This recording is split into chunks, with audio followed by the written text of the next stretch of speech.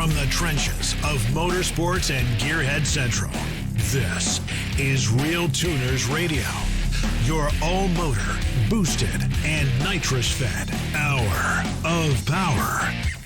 Now, here's your hosts, the Reverends of RPM, the Faction of Traction, John Bewley, Scott Clark, Bill Fowler, Scott Evans, Mark Dahlquist, Mike Perduto, James Short, Tom Sewell, Brian Barnhill. This is RealTuners Radio. Greetings, everybody. It's Wednesday, September 16th, 2020, and this is episode 135 of RealTuners Radio. Tonight, no special guest, just the usual Q&A with our live listeners, and we'll talk about the upcoming live class we've just announced for November 7th and 8th in Little Rock, Arkansas. You'll sign up for that class at RealTuners.com under live classes. We are also going to be live streaming that class. You can sign up for either of these at RealTuners.com. Just click on the live tuning classes button. Thanks, everybody, for tuning in. Let's get the show going. And that's a quick intro tonight. How's everybody doing?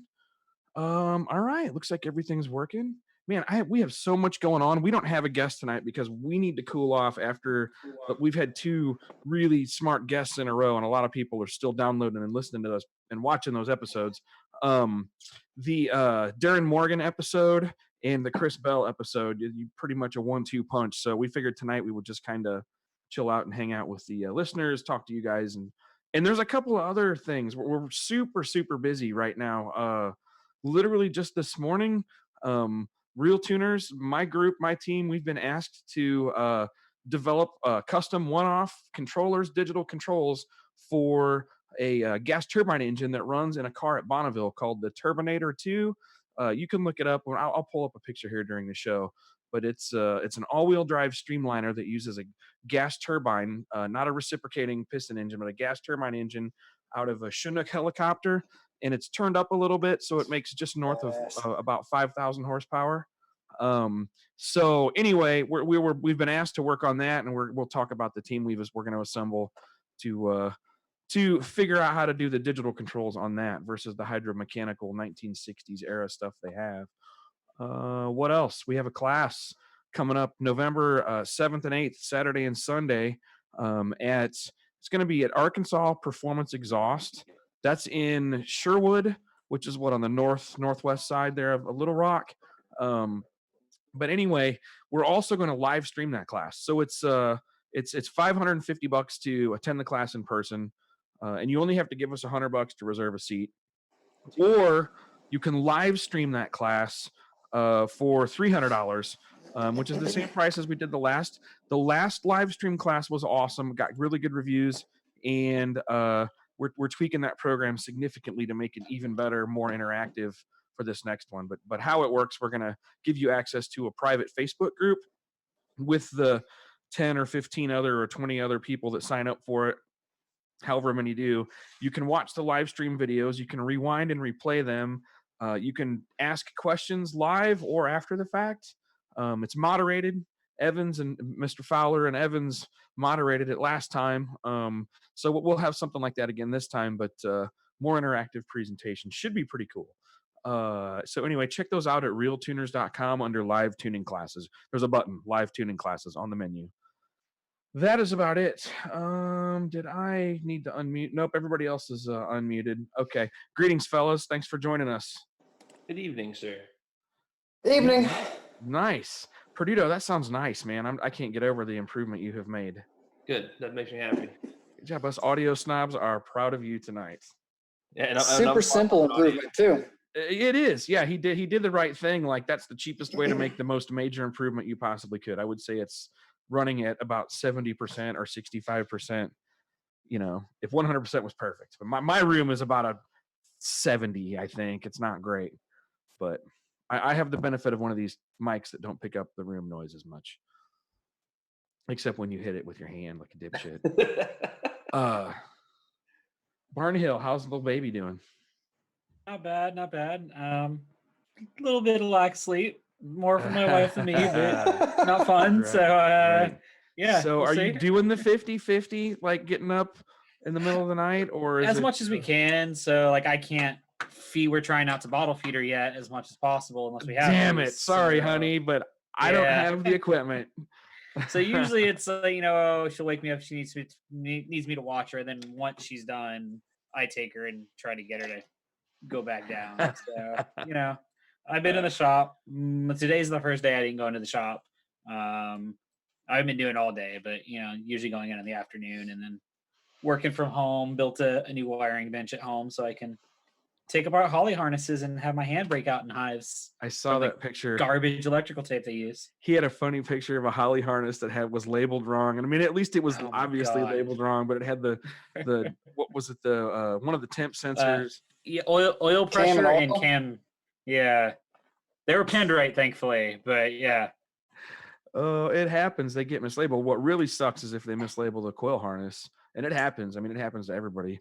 Holy hell! Yeah, so Holly less than my favorite guys. I have a lot of problems with their injector harnesses all the time. I don't know if that's common for a lot of the other Holly guys, but probably. You know what? It probably us drag racing dipshits don't even notice, because honestly, when the injector firing order is off, the engine could give a shit. You might be killing 7 or 8 or 15 horsepower on one cylinder that's making a couple hundred or 860, whatever. So it doesn't really matter that much. We probably don't even notice with the drag racers until you start trying to trim per cylinder. We could test these things. Holly, cough. Holly, are you listening? Cough. Yeah. The problem I have is whole new firmware. I think similar to what Blaine is doing a little bit. I don't know if I saw he was having some issues with some bumps, but it's always an ejection harness for me. The car will just start running really funky, and I'll go over and just press the ejector harness, the main connector that. It's not a GT150. I forget what kind of connector that is. It's like a MetroPack type connector, and I'll push it tight, and the car will start running just fine. What I've done in a pinch at the track is zip tie them really tight together, and the problem goes away. So there's something wrong in the crimp in some of the connectors. So I don't know what commercial crimp tool they're using, but I have a feeling either their setup isn't super consistent, or there's a problem with the insertion. Yeah, well, tooling's probably getting a little more. I had time until it blows. Or Evans, I'm watching Evans respond. I'm like, who is that smartass on the YouTube chat? Oh, it's one of us. Never mind.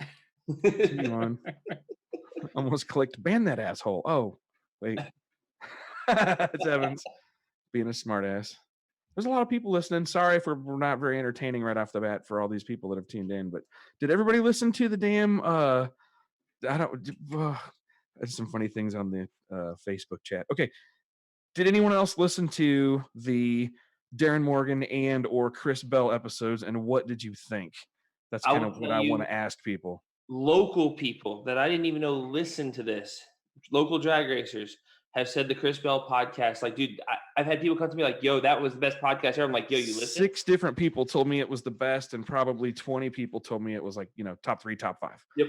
I didn't even know how much like people that, like I said, there's guys that I didn't even know listen. I'm like, hey, you actually listen to the podcast? They're like, yeah. I'm like, I didn't even know, but they're coming like that podcast made them come out of their shell. So the live listener count was huge for Mr. Bell. And Darren Morgan, we had audio problems, which so if you didn't like the audio problems, go check out the YouTube video that I uploaded, because I had here a clean recording of everything. It was just the streaming out of here live that sucked. So I got a good recording. It's recorded. It's up on the YouTube, and it's on the audio on the podcast. So it's all there if you want to go back and listen to Darren Morgan, Induction Tuning. He's pretty cool. That's the first time I'd met him. I can't believe in all these years that I hadn't run into him somehow in the industry beforehand. But that was the first time I'd met him, and he lived up to his expectations. That's a smart dude with opinions too. I love it. Like, he'll tell you, he's like, I could be wrong, but I think this guy's an idiot, and here's why. And that's he carried himself well, man. I thought he did a good job. I like his attitude, and he was sitting there toughing on a vape, answering knocking out questions. The thing that I thought made Chris Bell good was he could make it relate to everyone. Like, he would say something outrageously techie and over your head, and both those guys were good at doing that. Everyone could understand. Both those guys. Chris Bell is a master at simplifying so that someone who's new to the whole, whether it's a hobby or a profession for you, his method of simplifying that whole approach, like talking about leverage, it just made sense to me. It's like, oh, that's basic science, physics real simple, like third grade stuff. He can torque it down to. Someone bringing up the Dusty one from PTC. That was another great dude. Let me tell you something. Y'all getting some free information out there that a lot of people have spent a lot of thousands of dollars to learn. To figure out. Yeah, for sure. What do we got here? I'm just checking streams. I see people talking here. We got to talk about Perduto's turbo experiment too. Oh, that's gonna start a fight. God, it's gonna. No, I don't think on here. That's what we're good at. Come on, Perduto. There's some of these guys. I mean, that actually the results were still, when you divide by the dollar, it's still it's going to be really hard. The problem is we ran out of fuel, so we really couldn't let. All right, let me hang on. Let me get my paper up and I'll start from the very beginning. The thing to remember before he starts is that this is not a who is better than who. This is a quantifiable thing. This is just one night they got together with these two turbos. That's right. Yeah. We have two turbos. We want to see how they do. We pitted them against one another because we were able to do them back to back, not because it's a challenge. And one costs a little less money, one costs a little more money. Right? It's a dollars per horsepower thing. Everything in this world is going to equate to the more money you spend, the more potential you have. Yeah. Doesn't necessarily mean you're going to make that potential, but the more money you spend, the more potential you have to make more power. So we started this test out, and I was supposed to do this test beginning of the year using William Tetra's RX-7, but unfortunately, due to a broken rear control arm, that car met the wall, and we had a not so good time. So fast forward. Tuner's fault. Yeah, always tuner's fault.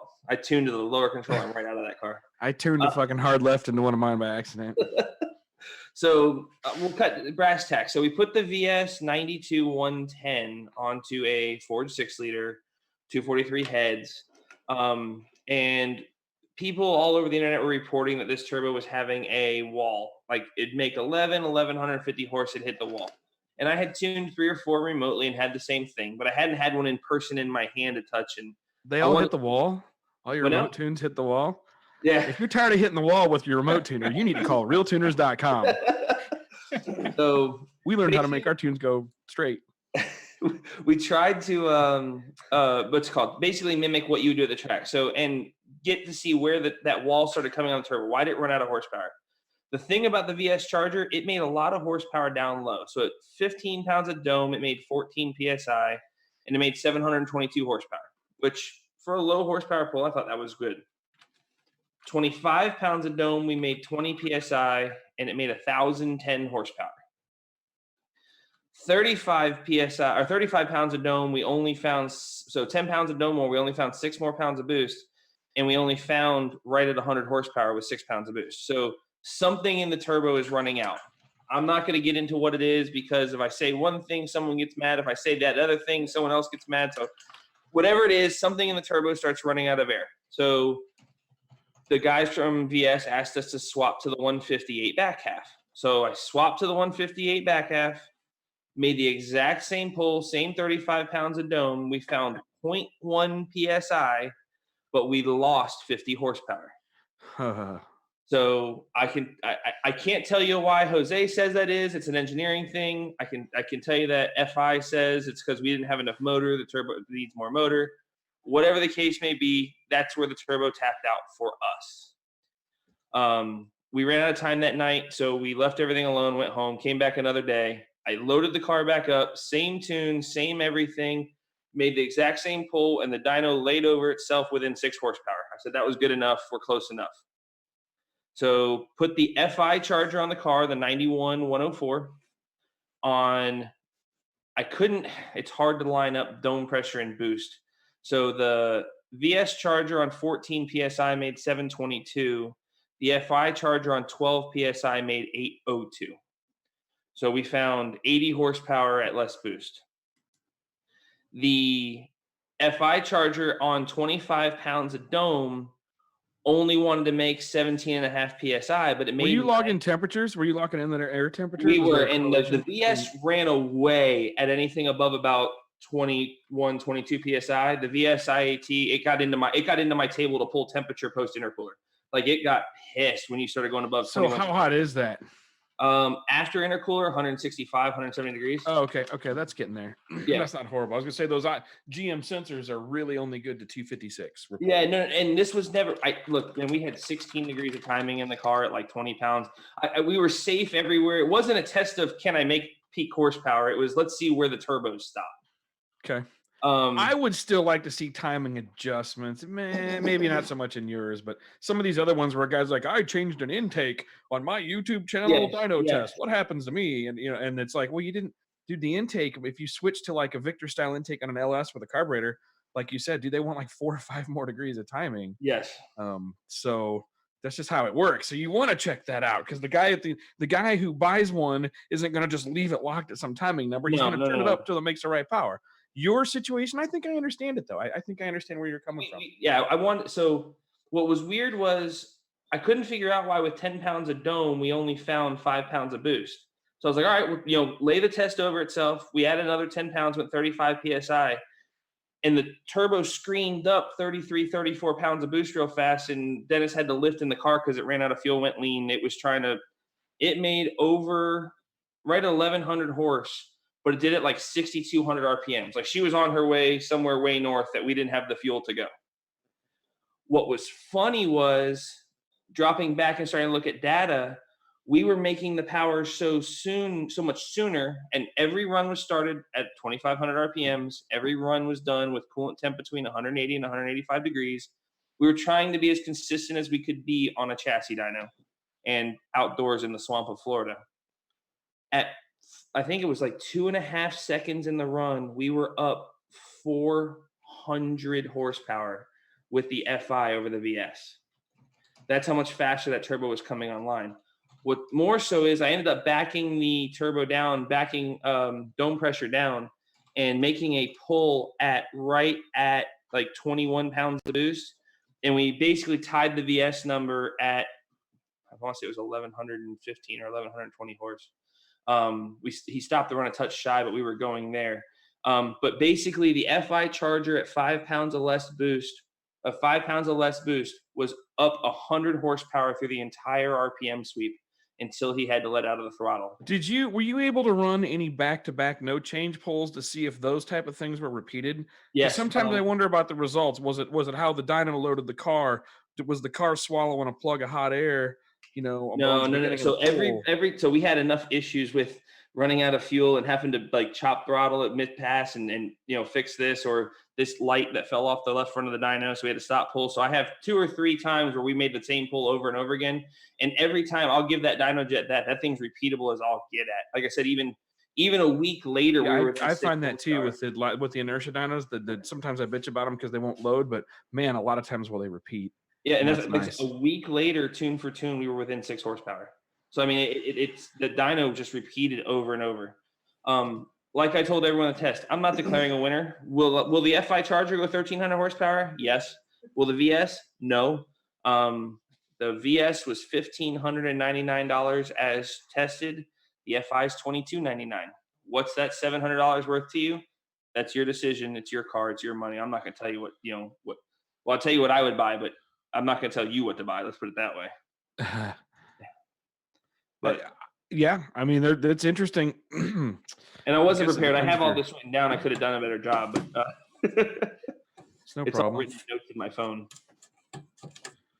My take is that particular combo liked the FI turbo better. Absolutely. That's the easiest way to quantify it. If you're up 100 horsepower at 5 pounds less boost, and for what the car does, it's a no prep car. So to be able to bring boost on 2.5, I mean, we were almost quicker. Yeah. And up 100 horse that much faster in a pedal situation, that's everything. But people still have the $700 turbo or $700 less turbo. Actually, I think they discontinued it now. I think the 92-110 they're redesigning. I think the one we had went away. Or is going away. Well, you decided to give us a serene image there, yeah, Scott? I was going to say, Scott just put the beach up on the screen.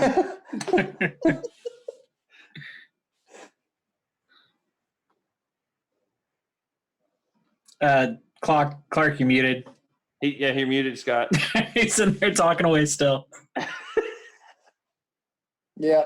There we go. I couldn't find the unmute button. The screen changed when I clicked on share. Sorry. So let me stop this. I was just going to play the later. I was queuing up that video of the 503 mile an hour run at Bonneville of a car we're working on next year. We'll talk about it here in a while.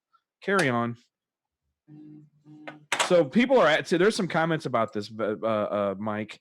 We should get back through this. I'm on. I can't see YouTube. I can only see Facebook on my laptop for some reason. Okay, so if there's not any on Facebook, I can tell you what there is on YouTube. But let's see. Global Media 2 asks, which VS, the Next Gen 2 or the Next Gen 2.5 or the 7-blade? The currently available 92-110. That is the most recent one. Okay. I from what I've told after this test, it is now going away and there's a new one in the works. But the newest, most currently available 92-110, which is their Gen 2, I believe, is the one we use to test. And Scott Willie says IETs at that are saying out of compressor. I'm gonna have to agree with him. We're getting close, pretty much out of compressor. Yeah, like is that what you were gathering? There was a couple things Jose saw in the turbo from an engineering standpoint he didn't like. Am I saying Jose is the god of turbos? No, Jose is my go-to guy. But there were some things on both sides of the turbo he found and he pointed out to me that I would have never seen. But yes, when you start seeing temperature rise, I'm gonna say out of compressor wheel. Jason Justy is asking if we'll talk naturally aspirated big motor, big LS stuff today. I don't know. We maybe need to get some good NA/LS builders on here, like Eric Koenig. I was thinking about. Let's put that one off for another week. I think he's one of the guys I'm going to ask to be on here next. And Tyler, yes, the TDI turbo, from what I'm told, is already shipped and on its way to me, so we can do the new TDI line of turbos as well.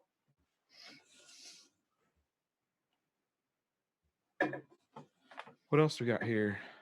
And Daniel Lembo is the guy that owned the car Tyler. we were testing. He said the FI Charger is way more responsive when I took it for test drive.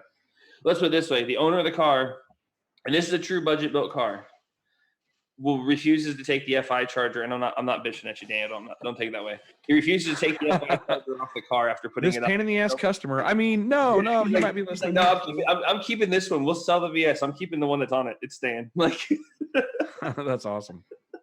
Good. I mean, it's funny. My thing is sometimes other people will find different results in certain situations, and I don't know why. Just kind of go with it. So I think the bottom line is it's always good to test and just don't presume that one thing's always better than the other or how it's going to be better. So, on a point of comedy, after the test, Daniel wanted to do a burnout and probably make a pass in front of the shop. So we poured out some puddle stuff and lit it on fire like these guys do. When I tell you, not 3 seconds after they lit it on fire, the fire truck came out. So it was interesting, you know. Somebody, J.R. Frankenstein is on here. I wonder if that's who that is. Probably Junior Martinez that works at Frankenstein Cylinder. Very cool. Wow. So I don't know any of those guys over there. Nice. Hey, man, somebody send him the if he wants to join in to talk and answer questions about big inch LS, naturally aspirated stuff. Let us know, J.R. Frankenstein. He'll get that message in about 20 seconds, 30 seconds. So, John, cool. Yeah, we ran out. It had Holly 160s and it was done on the 85. The car is currently getting 210s, and he's going to add a third fuel pump. So I would like to push the car harder. There you go. Daniel just answered your question right there. It's his car. Dual AEM 400s and Holly 160s on the 85. We were not out of injector all the way. We were starting to run the rails driver run out of pump. So 210s, swap them in, wouldn't have fixed it, but that third fuel pump will solve the problem. Walk-in guest. Yes, J.R. Frankenstein. That is him. Cool. Nice to hear you. Thanks for listening, buddy. I would like to meet you. Let us know if you're feeling randy. We'll fucking put you on live tonight. You got to download Ring Central. But anyway, all right. So any other questions for Perdido about his crazy turbo testing? I hope not. People, if I could tell you the PMs I got and people mad at me over the results of the test, I'm like, I didn't. Like, dude, you're all mad. Like, I don't know what to say. I don't know what to Yeah, you just posted data. Yeah, like all I do is post data. I can say my opinion, but buy whatever you want. Nah, you tested wrong. You knew that going in, though. You knew what you were gonna get. So Dude, I literally started every post with, all right, guys, or ended every post with, all right, now tell me what I did wrong. Like, it doesn't matter. You still had people MFing you on Facebook. It just doesn't matter anymore. That's the thing. It's funny shit. Okay. And yes, the TDI will be the Jose's version of the offshore housings, the whole deal. Yeah. So but is it going to be the same price as VS? No, you can PM me. I have pricing on all of them out there right now, but it is definitely on the dirty cheap side, like scary cheap for what he's selling. And Jack Wayne, no, I did not have an exhaust back pressure sensor. He has it. I'll put it on there. We have no problem. We'll do it for the next time, but I don't think we ran into a huge back pressure issue at all. Here's a nice here's point a of data. great question relating to turbos. Somebody just asked if anybody's done a self-contained oiling system for a turbocharger on a street car. Oh, so I sort of in other have. words, not giving the same oil to the crankcase as you give to the turbos, right? Totally independent system. I've done it once on like an endurance racing car, but never on a street car. We did it on a Bonneville car, and there had to be one thing you had to be careful about. You had to make sure that once the turbos slowed down, that you weren't still feeding pressurized oil to them. So if you're going to use like an electric deal, use a Holly, because it would blow oil through the hot exhaust on shutdown when the turbos are finally stopped spinning, and it wanted to catch on fire. I'll leave it at that. Get a hell of a smoke show. But if you pressurize it, we had a pulley doing ours, so we didn't have to worry about that. But somebody mentioned that when we were working on it. So what would you do? PWM the pump with a Holly output based on TPS or based on RPM? We just switched them on and off. We switched them off as they were slowing down through the ECU. We did have speed sensors on the turbos, but there was also a noticeable time. You could have just done it by a timer off looking at the data log there. It was pretty kind of, our situation was it was repeatable. That's interesting. Yeah, we've done semi-contained systems on some drag bikes with some turbos, and yeah, same thing. One guy brought it to us swearing the turbo was blown because it was pouring oil and smoking all the time, and like brings the bike in. I was like, hey, why is your scavenge pump still running? I never would have thought of it. Like that wouldn't have even locked my mind. Some engineers at Honda didn't think of it either, even though half the other engineers told them it was going to happen. So, Okay, so I don't feel so bad. Was that you said C's get degrees? I could have gotten a C. Oh, good. And remember, most engineering schools grade on a curve. So. Not fair, not cool. Gosh, and everybody else is like clammed up. There you go. All right, more questions for Perdito, just email. I just don't have anything good to talk about. I'm just I got some good to talk about. You just launched your company page. Come on, man, talk about it. Working on it. I've been, for people who know me, I use for my car tuning stuff, Helix Tuning is what I've always used. And I'm working on a website, and I'm trying to come up with some products to sell, and just trying to do an intermediate thing here right now to offset the fact that my day job as an audio engineer is kind of on hold. His industry. I mean, the music industry, we can't do any concerts. We can't do any large groups. Can't meet in more than 3.5 people at a time. I mean, it's 12 million people in the music industry that are out of work, out of something to do, like can't do anything. Levels. And we'll be the last people to come back to work. We don't have any choice but to find other things to do. And I've always been a race car guy. I've always had the hobby of tuning. I've been tuning for, since 96 or 97. I've been working on stuff. 98 is when I dug into it really hardcore and decided to do it on my own. And I've been doing it ever since then. That sucks. It's just, now it's a point where I'm just What is trying the to web address going to be? Make a little more money. HelixTuning.com. Perfect.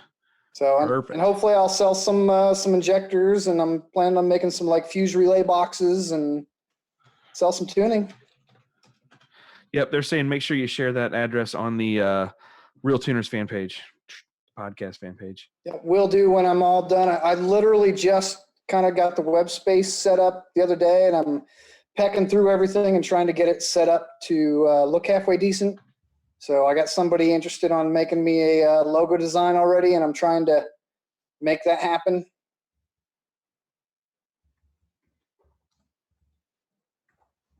Cool. I had a cool thing happen today. Well, it's kind of been brewing for a few months. If you follow on Facebook me, Scott Clark, I was working with a little bit with the guys on the Vesco Turbinator 2, actually is the name of the car, the Turbinator. It's a car at Bonneville. Hold on, let me try to do the share my screen thing. You know how I am not great at that. Where did it go? Hold on, Vesco Turbinator. That was this video. Hold on, I'll keep talking while I'm doing this. So anyway, it runs a gas turbine engine instead of a piston engine. There's an actual turbine class at Bonneville. And truth be told, it's the only wheel-driven vehicle. It doesn't use thrust. It's not a jet engine like a rocket or a jet turbine that uses exhaust thrust. It's an actual shaft output turbine. So it's used in a Chinook helicopter. It's a Lycoming, the T-55s. Anyway, there's a certain revision, but it's the highest output revision. It's just it's like 5,500 horsepower at sea level. Anyway, they use these old school 1960s hydromechanical controls. Think of it like mechanical fuel injection. And they want to switch to digital controls, and it's hyper expensive and prohibitive to get a hold of a digital setup to control these old engines. So they're having us make a custom one, which is cool. Kind of getting back to my do-it-yourselfer roots. But we've enlisted the help of some of the guys over at Speeduino, of all things. Are you guys familiar with the Barnhill? You've seen a Speeduino. Have you actually worked on one? A little bit, not as much as I want to, just because I'm curious. It's not a Megasquirt. But it is a do-it-yourself kit that's even lower cost than Megasquirt. It's truly open source. It's definitely open source, and they've leveraged some software to help. And I do think the code does look nice, because that's my concern with open source stuff. Is like it can be cumbersome, and you can tell when you're tuning a system or working on anything that was written by a programmer that's never been on the other side. Yeah, he's a car guy for sure. Yeah. So, some of the old, if you've ever done a trigger in an AEM, EMS4, or any of their old stuff where, you've got 24 numbers to pick for, and you're basically digitally assigning what tooth that is. You're like, this is bullshit. This has nothing to do with the tuner. You can tell where they put it in the code because that made sense to the coder. The Speeduino seems okay. It's budget, and, as long as you understand what you're getting into, I get why it exists. It's super simple, super budget, hardly any features, but it just runs an engine in a real basic sense. Right. If you just want to run a lot of guys that need that, it's perfect. Anyway, the principal developer was just all about jumping on board. We're actually whiteboarding a system right now. I'm gonna build the hardware with his design help, and I'll build the test iterations of that here, and then we'll have a board house make us however many revisions of PCBs we need, and we'll probably build 5 or 10 of these things just to have redundancy and plenty of them. But we're going to try and control this thing and have it control the acceleration so that you can ride the EGT limit of the engine. Make sure just take it right up to its maximum acceleration and hold it right there at the limit, instead of having the driver kind of manually work a throttle trying to make it get all the power. He's pulling out of it and getting back in, then it takes a while to spool up because it's just a giant turbo. So we're going to come up with something that'll ride that EGT limit and do it digitally. And also, hopefully, something that will transmit VNet data that's over the CAN bus to RacePack. We have the RacePack guys involved. So it should be pretty cool. The Speeduino guys, I gave him the specs for what we wanted to do. And he's like, dude, this is all really simple. I've worked on CAN stuff. He's worked on SD card logging. He's doing the AVR Atmel stuff. I don't think he's using the Sketch. I got to ask him about this. I'm not sure he's using their typical Sketch interface. I think he's just writing. I think he's got a different compiler for the code. I could be wrong. Brian, you'll know more about that than me, but definitely going to get you involved. Any of you guys here on the team that want to help out with that should be pretty cool. But I'm probably going to have wireless telemetry on it. That should be pretty handy. I've used that out there before at Bonneville. So anyway, kind of a neat deal. We're gonna build a controller for a gas turbine engine for just specifically for this one motorsport, a one-off, if you will. That's some way over my head stuff, and it's super intriguing to me. It's gonna be pretty fun. I'll make it so you understand it when it's done. It's another one of those things. It's hard to explain. That's what's hard to teach some of this stuff. that's why it blows my mind. We have people on that can just take things that took me years to understand and wrap my head around, and they explain it in a sentence. Yeah. So there's a picture of the car. I'm sharing that right now. That I think kind it's of such gives a you an sweet idea. looking vehicle. It is. Yeah, it's a killer, and it's I love so that thing. proven. They've snuck up over a period of decades with these cars and the design on this one, and it's. I'll just be brutally honest with. This is actually the world's fastest wheel-driven car. You'll hear people, super Facebook posting or whatever about it, and God bless them, it's cool. Oh, look how fast we are with such and such car. This one is the fastest wheel-driven car. It's all-wheel drive.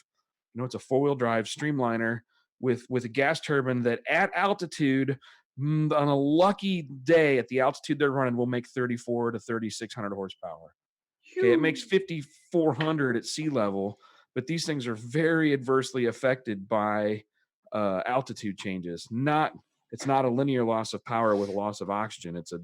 It's even more aggressive than that. So, because there's multiple ways that it affects the engine. But anyway, so should be pretty cool. I actually had the engine on the engine dyno with some 1960s controls last week. If you followed me on Facebook, or 2 weeks ago, I made a post about it, and I was actually modifying I'm kind of a hardware nerd because I started off in the early Megasquirt days, and that's honestly what got me into it. That and restoring old audio recording consoles. I did one of those that Evans would like to hear about sometime. But anyway, this Vesco car here, I got a video of it where it's running. Skipped ahead to this here. Think you can see the video. Can you see the video? Yeah. So anyway, I've watched this video a couple times, and it's just insane to watch it accelerate. This thing has been through the traps. Its average mile was like 493 in the fifth mile on this run, but it ran 503 out the back. If they could bump that all up by, 7, 8, 9 mile an hour, they could have their 500-mile true record, because the records at Bonneville, you have to average it over a mile. It's not an instantaneous speed like these Texas mile guys and stuff like that. If you say you went 500 at Bonneville, you were going 500 for a mile, And I mean, it doesn't sound like a lot. What is that, 7 seconds or something stupid like that? But anyway, it's a lot. So that's what we're trying to do. They need to get something that's a little more advanced control that basically squeezes the maximum torque out of the engine over that period of time that they are able to apply it. And basically, he told me that about the 1.5 to 1.75 miles is where they should have and need to have their full output of the engine being applied. So if he breaks traction, he'll back off the throttle and get back in it. Well, we want the computer to handle all that. So it's a pretty interesting deal. But yeah, I don't know. I think this video is being shared here. Yeah, you can see it going through. It goes from horizon to horizon in just a couple of seconds. Now, my knowledge of a turbine is nil or at best. Does it react that fast? Like if he pedals the car, like He told me in a conference call today that it does. I asked that exact same question. And the driver, Dave Spangler, told me that car, he's like, it actually, once it's up to speed after that 1.5 mile point, that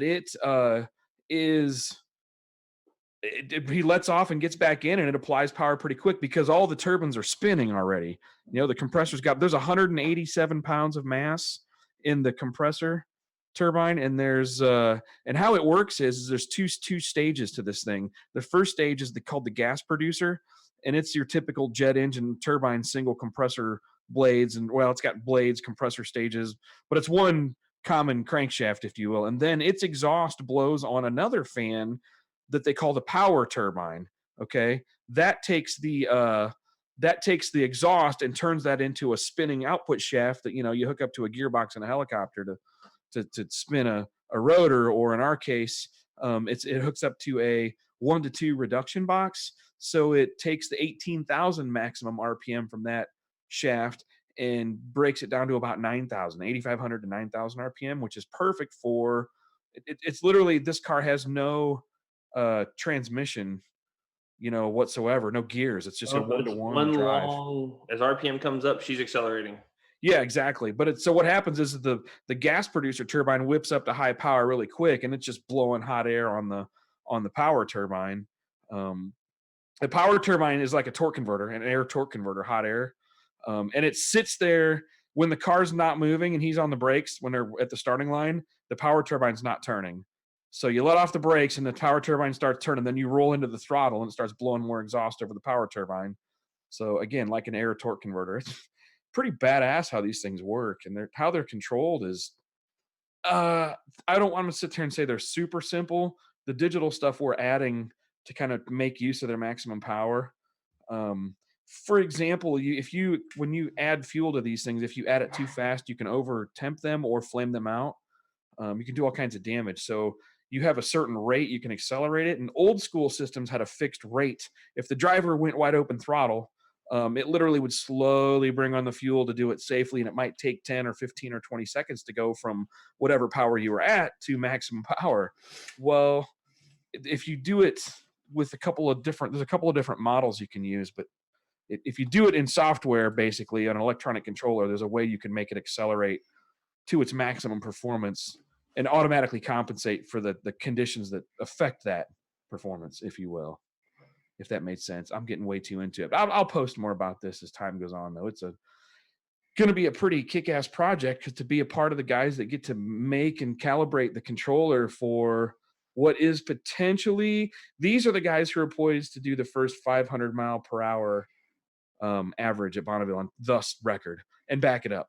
The next closest team is going to be George Poteet. You see the George Poteet car that Shane Tecklenburg tunes on? They make, I don't know what their actual power output is at elevation up there. I'm guessing their big blocks are over 3,000 horsepower as well. But they're the next ones who are close to going 500. They've had some 480 plus mile per hour mile averages, I believe, on the salt. I would need to consult the texts on that to find out what they actually did. But they're putting up some big numbers in not that great of salt conditions. I mean, that car normally does great. So if we get good salt next year and they get good salt next year, there's going to be two cars are going to be vying for being the first to set a 500 mile per hour record wheel driven at Bonneville, not with thrust, but wheel driven. So pretty badass thing to watch next year. That is a bucket list. I hear from what I've heard, being there actually is very anticlimactic, because you can only see them for X period of time and they're gone. It's a heroin addiction thing. It's not really anticlimactic. Well, if you do the right experience, you got to come out there and come hang out with me. Cody Breacher, one of our students and a friend of ours from Davenport, came out last year, because I tell everybody come out, and then every year one or two people come out and visit, and we show them a good time. But let us show you the experience. So like, the first thing is the staging lanes. Go check out all the cars there where you can get up close and personal with them. And you got a couple hours to do that. And then the start line is pretty cool to watch, but always have access to the radio or even a CB where you can hear what the officials are doing. And then you understand the action starts kind of kicking in, gets a little bit better. But just seeing the different kind of cars and the different power plants and the different classes out there, there'd be guys going 87 miles an hour on what looks like a skateboard that they're laying down with a little 2-stroke engine or whatever, and setting huge records and cool shit like that. A lot of different stuff. So what else we got going on? That's pretty much my Bonneville story. Listen, Chris Bell's listening right now. Chris Bell, you should go back and listen to the early part where we bragged you up about the performance of your episode was outstanding. We have a lot of people telling us it was the best. So we thank you, man. Oh yeah, thanks, Chris. This is not a great show tonight. You don't got to lie to us. We're just talking about our stupid personal projects. These are the fun shows for whatever reason. Yeah. Yes, Bonneville should be on your bucket list, CJ. Definitely. The Salt Flats are a really super cool place to be and check out. What's up, Brett Willett? Good to see you listening here, man. Cool. What else? Who else has something going on? Should probably tell people that if you go to Bonneville, don't take your favorite car. Go there in a rental car, because the salt will tear it up. All right, so here's how you do it. Take the extra insurance. If you rent a car in Salt Lake City, they'll know how to sniff you out pretty good. So don't show up in your goddamn, AmSoil shirt or your Engine Masters Challenge shirt or whatever. Don't show up in that. They smell you coming a mile away, and they will charge you like a $500 plus cleaning fee automatically on your credit card if you don't do it right. So you even take the rental car out there. There's a high school group that for like $10 will wash the car off pretty good. Start with them, and then go into town to one of the hand washes and get under the car, turn the wheel left, turn the wheel right, get out of the wheel well because they'll look for it. And then make sure it's done dripping salt off the bottom by time you get to Salt Lake. I've had it where I pulled it up into the rental place and went inside to check in, drop everything off, and come back out. And I noticed under the car you could see splats of salt that were still falling off from washing it. So you and that's only in the years that the salt's really sticky. That's maybe half the time that you go out there. There's other times when you go out there, it doesn't stick to nothing. 2018 was a great year, not much sticking. But 2019. This last one, 2019 was a good one. But anyway, so Bonneville is a cool bucket list thing to do. Got to do it. Man, Let's see. Okay, what else is going on? I'm reading all the horror stories of everything going on in the Panhandle right now. And actually, one of our guests, Ryan Milliken, I got pictures from his house, and his house survived, but I think water was getting into the garage. His water level's up over 20 foot out there right now. Did you see Tom Sewell can't be here tonight because his grandma's house had like 10 feet of water go through it or something? He's working on that. Oh, Joe West. What kind of from YouTube? Sorry, I got a question. Joe West from YouTube. What kind of tire does something like that use? Very special tires at Bonneville that are specific. Who makes them? Goodyear, I think, makes them. But I think they're based on aircraft tires or that technology. But yeah, I do know, though, if you just put an aircraft tire on like your motorcycle or something like that, they will not pass you through tech. No, like a friend of a friend tried to do that. Read the book. Spend the $15 for the book to get the Bonneville book. It's worth getting the rule book. And then you can go online. It's SCTA-BNI.org. That's their website.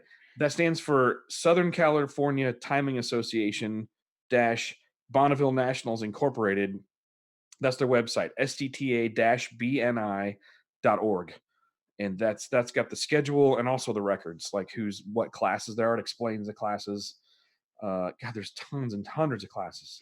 So based on car type and then engine displacement and then the fuel that you're on and whether it's naturally aspirated or not.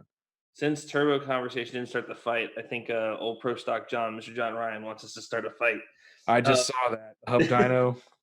Oh, man. Who was that? A friend of yours that made the post about made 2,400 on a Hub Dyno and went 8? Oh, went 8s. I saw 3 different posts with 3 different horsepower numbers. So I love which that is guy, whoever he is. About right for Hub Dynos, but Yeah.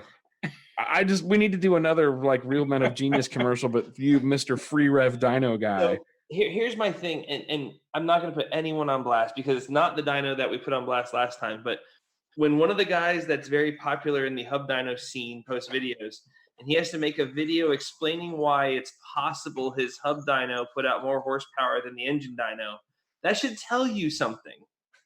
But there was a guy, one of the representatives from an EFI company, actually explaining that maybe that's possible. We have lock-up torque converters now. They add horsepower. Yeah. This should explain to you something. Sure, they lock up horsepower more than directly off the flywheel. Well, the numbers on the Hub Dyno were more than the turbos could support. Like Bewley is good at telling you that, and so is Nagel, Brad Nagel. Like he knows exactly how many horsepower per cubic inch any combo should be making on an engine dyno, and then. Right. I mean, if you do your math and your BSFC is like a 0.1 or some bullshit. Right. There's a whole kinds of things, basic physics that make it like, no, come on. Is it possible, and I'll ask you guys this, is it possible that dyno manufacturers are, in order to sell more dynos, because they're in the business to make money, making forgiving dynos? Because that's what. For sure. Well, so the wonderful people at DynoCom actually explained this to me, right? So, and God bless them, they're taking some heat for it because some of theirs. I like Allison, by the way. I do too. I like Allison. The Allison and Paul who run DynoCom. I actually like hanging out with them. I've taught classes there. I have really good experiences on their roller dynos. Really good experiences with their roller. They're a kind of a good cross for me between what I like about a Mustang dyno and then what I like about a Dynojet from back in the day when that was the only choice you had 10 years ago. But no, Allison and Paul explained to me that he's the engineer there, and he said that, that the SAE never defined how to measure or record horsepower at a wheel or a tire. But on a flywheel, there's a way to do it, and the SAE has defined a method for doing that, and varieties or variations of that test version or method to whether or not you have accessories on, or what barometric correction factors you want to use or should be using. The SAE defines all of that. So that's why you can go from a DTS to a Superflow to whoever's flavor of the month engine dyno and generally get the same or consistent numbers. That makes sense. Dude, wheel dynos can be off as much as double. Like Wade Delorier, he has a really wicked Mitsubishi 2-liter engine that's a, it only made 585 wheel horsepower on this really stingy local all-wheel drive dyno that they have, but the car is, I don't know, maybe 2,800 pounds with him in it, 2,900 pounds, something like that, and it runs mid-eights pretty reliably. So, and that same car would show like over 1,000 on other dynos. So you can literally be off by almost double from wheel horsepower, and it's not consistent day to day. It's not consistent day to the dyno. It's all over the fucking board. So the wheel horsepower same numbers. thing we always go back to. The biggest point of anything is, will it repeat? Repeatability. Yeah. If it's repeat, the number doesn't matter. I don't care if it says 5,000 or 1,000, as long as I can see if I'm making gains or not. You know what? James Shore and I, we both probably have. He's got the bigger version of my dyno, both the Dyno Dynamics dyno, which are generally the lowest reading dyno. And in our dyno cell at the shop, we've got a DynoJet sitting right next to it. And I still use the DynoJet. Every single car I put on this week has been on my Dyno Dynamics because it's a load-bearing dyno. So it's about the repeatability, and that's the problem I think most of us have with the hub dynos. I will say the main line at Haltech, James has said this too, every time I've been on it, that thing repeats. I haven't done enough other hub dynos. Some of the Dynapacks I've used, I have not been a fan of because they haven't repeated. How do you get anything though out of a dyno where the pull and boost lasts like 1.5 seconds? Right, and that's what it is. Is the loading consistent? And even if if there's no way to adjust that, because in my Dyno Dynamics, I can adjust how long that pull is if I'm worried about saving a transmission. I noticed that somebody was doing their shop dyno videos now, and they're obviously so butthurt about it that their video editor, as soon as it would start making the pull, he would slow it down or do some video effect and stretch it way out. And you could see the slow motion and all the other stuff around, all the wind coming off the exhaust, blowing the fabric on the walls. You could see it slow down all of a sudden. They're doing these video effects. Here, don't pay attention to the fact that my pull lasted like 1.5 seconds in power, and the guy's like, oh well, it lasts 7 or 8 seconds. I'm like, yeah, from the time you're at idle and you roll into the throttle, but that's not where you spend on a track. You spend almost all of your time at the peak horsepower output. You know what I mean? Yeah, and he's talking about our green mirrors on the Hey, did you hear that? YouTube is talking about RPMs per second. Yeah, they don't have control of rise rate or something's going on. The mailman already put a cease and desist order to shut up in my mailbox. I try to get that. Oh, whatever. I mean, they're okay with they can take. Some people can't handle being told that their shit sucks. They need to work on it, but they can. I'll be the first one to say that any dyno will work, assuming that it repeats and that you have enough control to do what you need to do. However, I will tell you that if the person who sells you that dyno wants to bash you on Facebook, they're probably not a good company to go with. They should never bash a person who wants to possibly use the product. Evans has got to be going with somebody in that industry. Hilarious. I pointed out an issue, and somebody decided to take it out personally on me. They banned me from Sorry, a Facebook I no longer group, support and you. I got mad. I no longer support their product. That's the neat thing about not having sponsors and not having a monetized podcast. Just doing this for fun. I'm nice enough that I won't go bashing their name. I won't say who. I won't say what. I'm just saying somebody decided to get butthurt about some things I said, and they took it personally and went to personally attacking me on Facebook. Therefore, I no longer support their product. And they were the main person for that product. Not a good thing to do if you're the person selling that product. That's hilarious. He's gotta not happy with them. I don't blame you. Wade, that was the response post to the post Scott was talking about. So after their post about the car that made however many thousand horsepower, whatever, a guy came into one of the groups and made a post, basically like, hey, I'm gonna be the lie detector here. His car made like 495 horsepower on a dyno, but he had 8-second time slips. And he was just kind of like, I don't give a shit. The dyno told me I made 495 horse. my car runs 8. Do you want to sit next to it or what? You know what I'm saying? Like that was kind of his response to that. Well, like And anything else too, like years and years and years ago, when I lived in Kansas City, there was a dyno that everybody would go to make power numbers, and there was a dyno everybody would go to get a real number, and there was one that was known as like the heartbreaker that would like crush everybody's hopes. Like, oh yeah, my 300 horsepower stock F body made like 120 horsepower on the Heart Crusher dyno. Like it was heart wrenching, heartbreaking. But my it only repeated negative review so on great, Facebook, and you could control everything. Yeah. My only negative review on Facebook is a guy whose stock truck didn't make as much horsepower as he just knew it should on my dyno at a dyno day. We didn't tune it. We didn't do anything. Literally a dyno day, we ran like 30 or 40 cars, strapped his car down, did a pull, gave him his 3 numbers, and he gave us a And he was one-star review on pissed, and Facebook. you suck because his car didn't make the number on your Yep. dyno. And that review's still up there.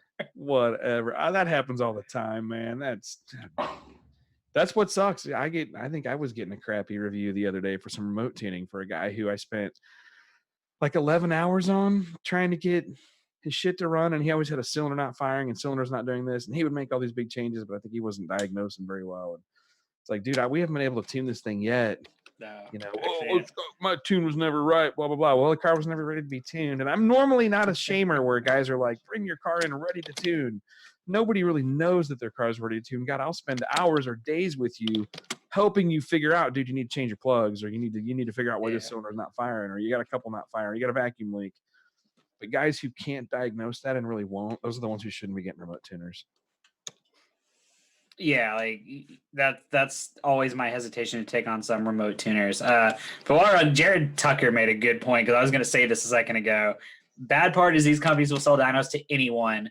Quite a few shops around me should be allowed to operate one. Man, there's I'm a lot of just he is bad so operators. Right. Thank you, buddy, for saying that. And that if Allison's listening and she's been on the show before, you know, I hope she gets that. You know, we understand that you sometimes people that can, just because you have the money to buy a dyno, just because your mom is springing for a dyno, your Uncle Frank came in with some money and he's going to help you out, and you're going to be a shop for 2 years before you go Tango uniform.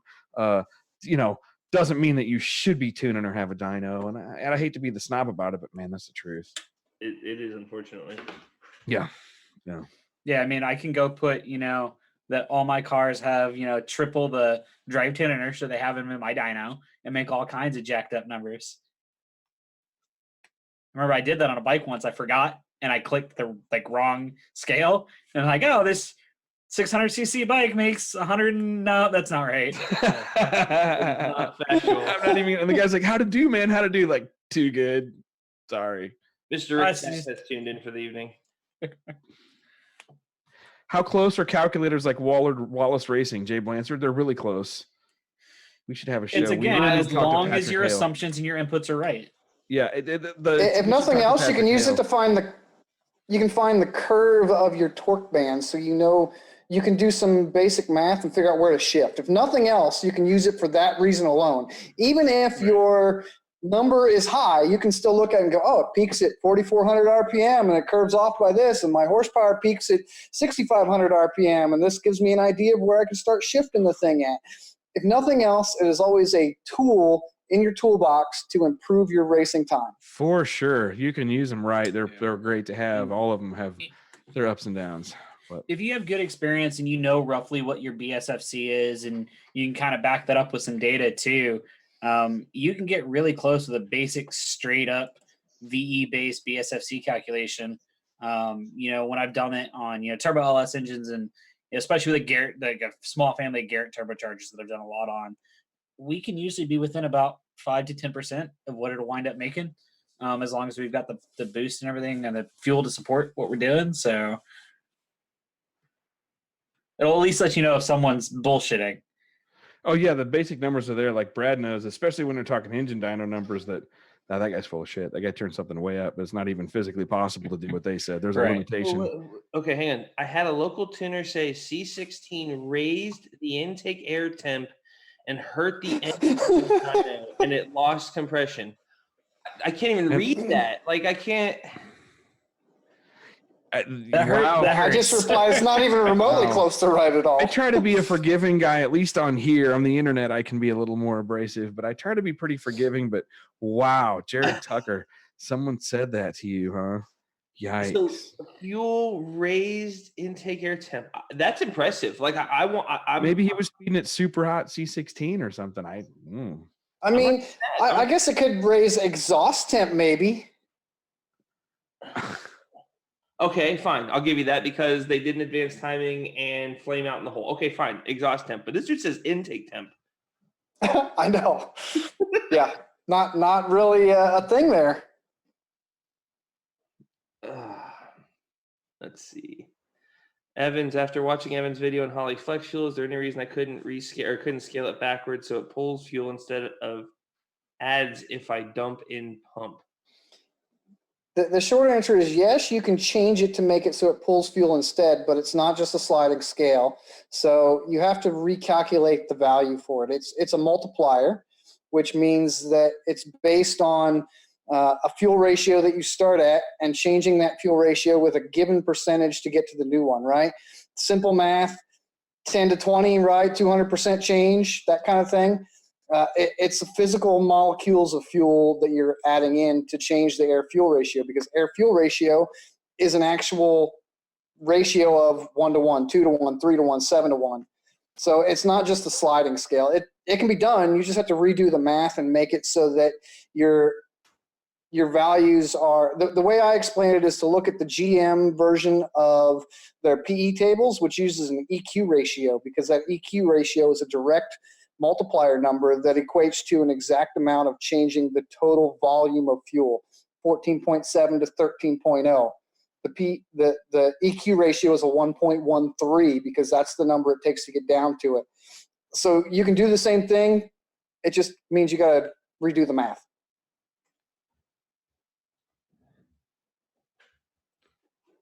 You can always rewind that if you didn't catch all that. Over my head. Or watch the webinar so you understand the EQ ratio thing, and then we can get you there from that point. Yeah. Scott Clark, someone asked if your Power Ground seminar is still available to purchase online. Yeah, it is. Sounds like he found it already. It's on a website. It's under what is it? Online webinars. Sorry, I'm just scrolling back reading questions. No problem. Keep them coming, or else we're just going to go away and people. We need to be like that Alejandro guy where people have to pay us money to get their questions answered. I love that guy. Troy Langlow, can you give me an idea what it would cost to go coil unplug?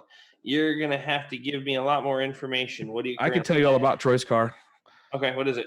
So it's a, I don't know. It's somebody's big Hemi, somebody's big Hemi with a big Pro Charger on it. And I didn't think he was running. I thought he was a coil unplug already. Shit.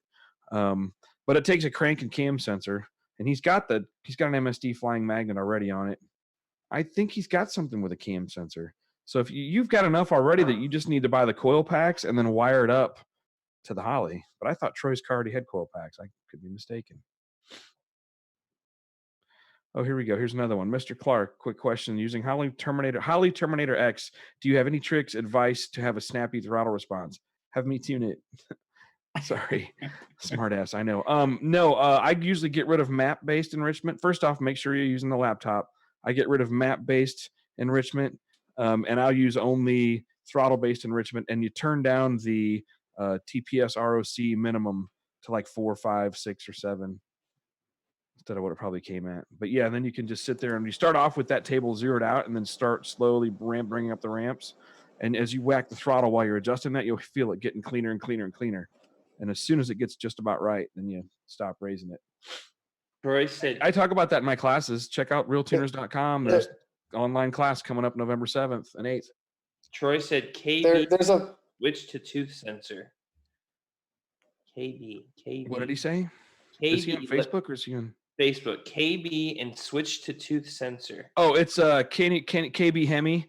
And did he switch to a tooth wheel? I would go with a 4-tooth flying magnet. Troy, what do you got in there right now? Do you have just a dual sync distributor or something? Let me know. Let me know what your combination is. We can take that offline too. I know him. He's a Bonneville and a El Mirage guy, which is badass.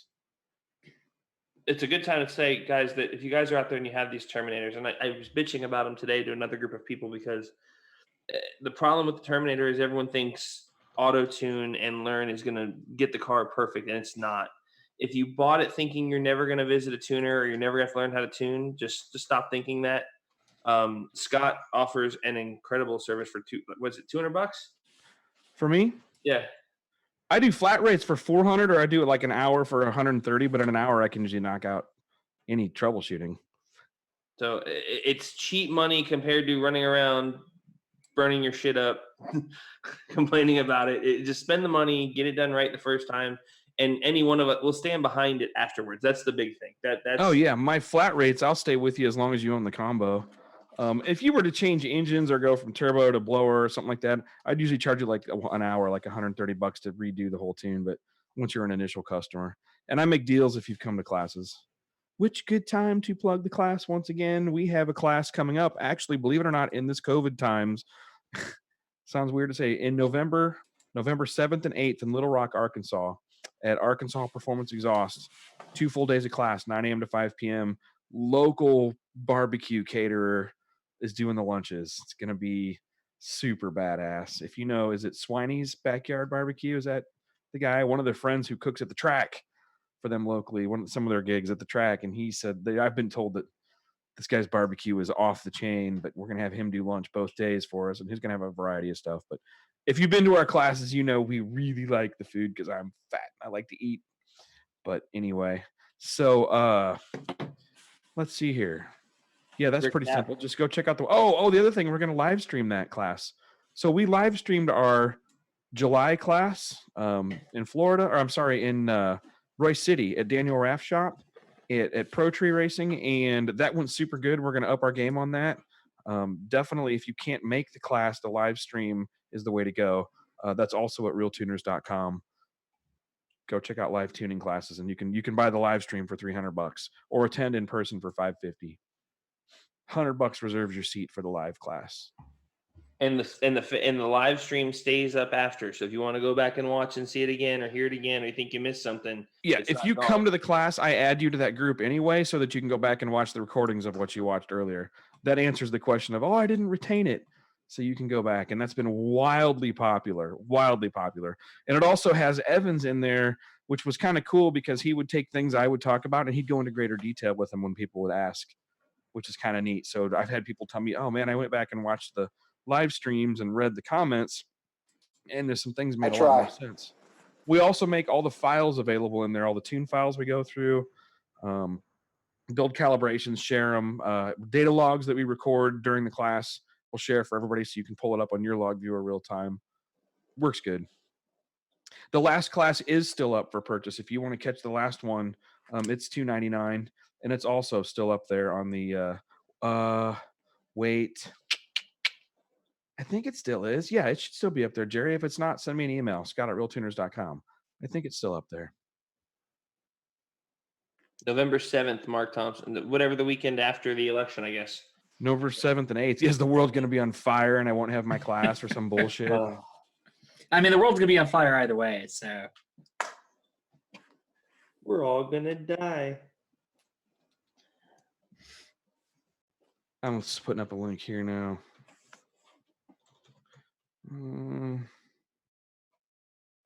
Someone said, Scott, I was one of the guys that had your remote tune and my Terminator in my Turbo 5.3, and if for some reason loaded the startup wizard, not your tune, you said it happened to a few others. Did you ever figure out why, or was it my fat fingers? It's the fat fingers. Sometimes when you go to try and record and it'll say, hey, this handheld has not been updated. Would you like to do a firmware update to your ECU? And it will use the firmware that's on the handheld by mistake. And it wants to default. If you have the handheld, it will always default, and the handheld will take control of everything. Yeah, exactly. So what firmware is in the handheld, it will try to load it back up. I've told most people that, is that handheld really useful for you? Take it out. If you want to log, get one of the other dashes and log an SD card or something like that if you're having a lot of problems. But yeah, I'm not a fan of those little 3.5-inch handhelds. Another one Tyler brought up, he said, anyone talked about the new 686 dash updates with the new Terminator X software, full forward and backward cam communication, and up to 17 inputs and 8 outputs. Yes. So the guys that have the Terminator X, Holly opened up the inputs and outputs on the 686 Pro Dash to work across the CAN network. That gives you, in my opinion, a sub $2,000 system with a dash, or right around $2,000. 17 inputs, 8 outputs. That's a killer for most any other standalone on the market right there. Yeah, if you're talking in terms of just I/O and you don't need to get real fancy on the software, that's a big deal. Like you can be right around $2,000 in the entire system, Terminator X and a 686 at that point.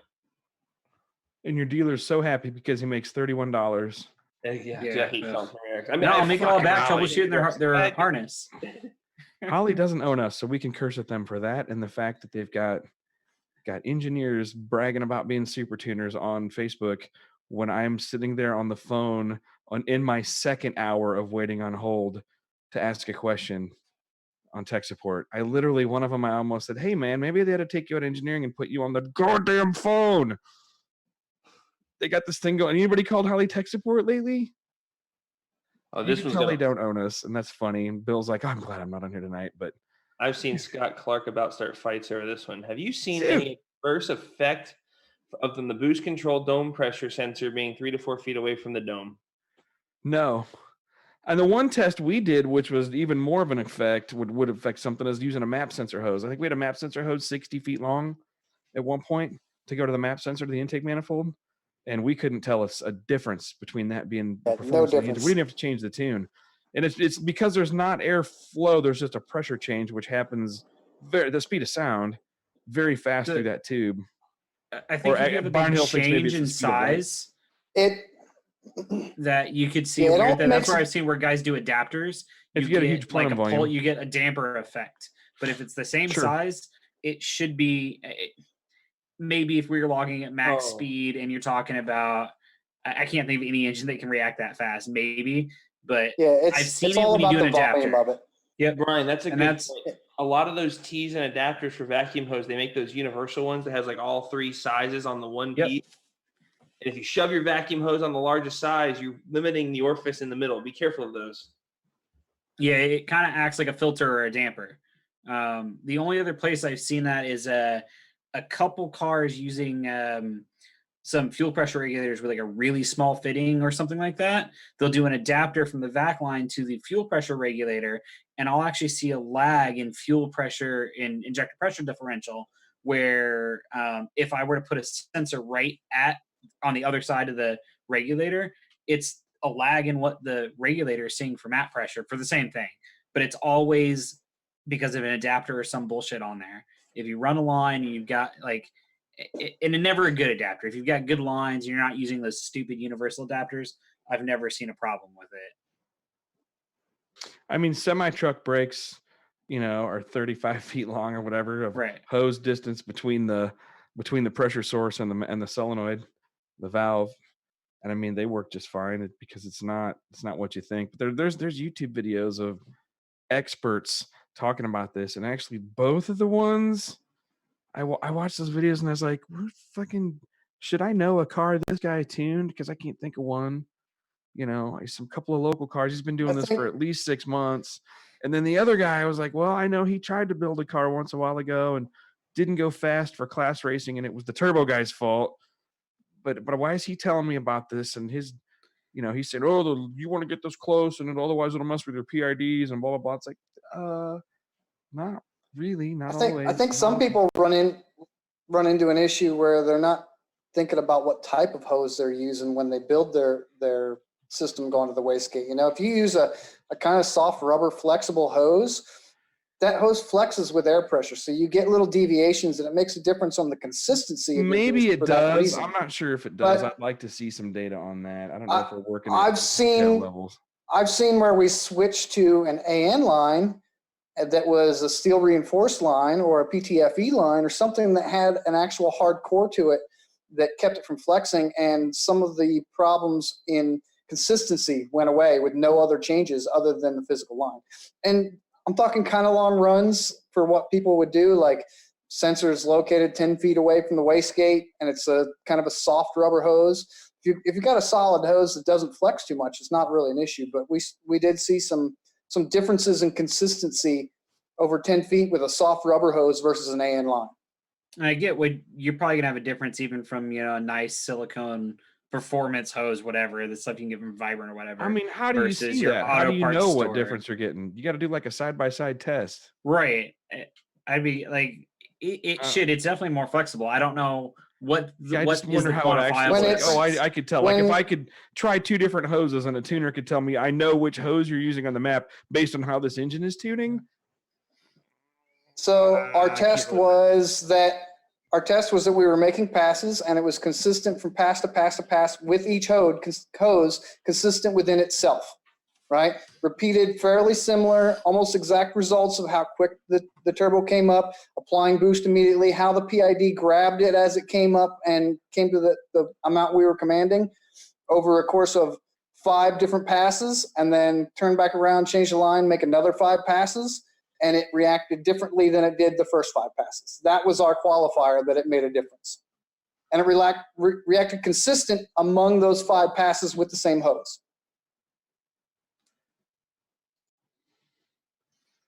Crickets. What's your map sensor? I don't know. I don't know how much. I'd have to play with that some more. We did try it once in Mega Squirt days with the map sensor on board because people are like, "Oh, it's better to have your map sensor right on your manifold than have it running through a vacuum hose." So I ran one through a 60-footer and then right next to it one to right there on the manifold remote, and we couldn't tell any difference in the data. There was not, there were maybe some measurement issues that we couldn't see it at the resolution we were using, but it was certainly enough to run the engine. But I mean, whatever. I guess it just depends. It could depend, like Brian says, on if it's got different cross sectional area and it's got some restrictions to flow, then it might be an issue. But who else? Anyone else got questions? I'm thirsty. I'm gonna step away for a drink. If not, you guys take over for a little bit. I'm reading. How did air temp and atmospheric pressure and humidity change over those 10 passes? What 10 passes? Talking about Evans when he said he was testing on the fluctuations in the map sensor. I agree that the best way to do it would be to have 2 sensors on board to the same ECU and verify that atmospheric and steady state conditions they're reading the same, and then to log them and compare transients. And then, well, I know it didn't change drastically enough in the hour-long time we changed the hoses between the first 5 passes and the second 5 passes. It probably changed a little. I'm not going to debate that it probably was a little bit different temperature, but it was an overcast day. It was fairly consistent the whole day. It wasn't like cold in the morning and hot in the evening. It was reasonable. I couldn't tell you what the humidity was doing, but I just know that 5 passes in a row, the PID controller reacted about the same.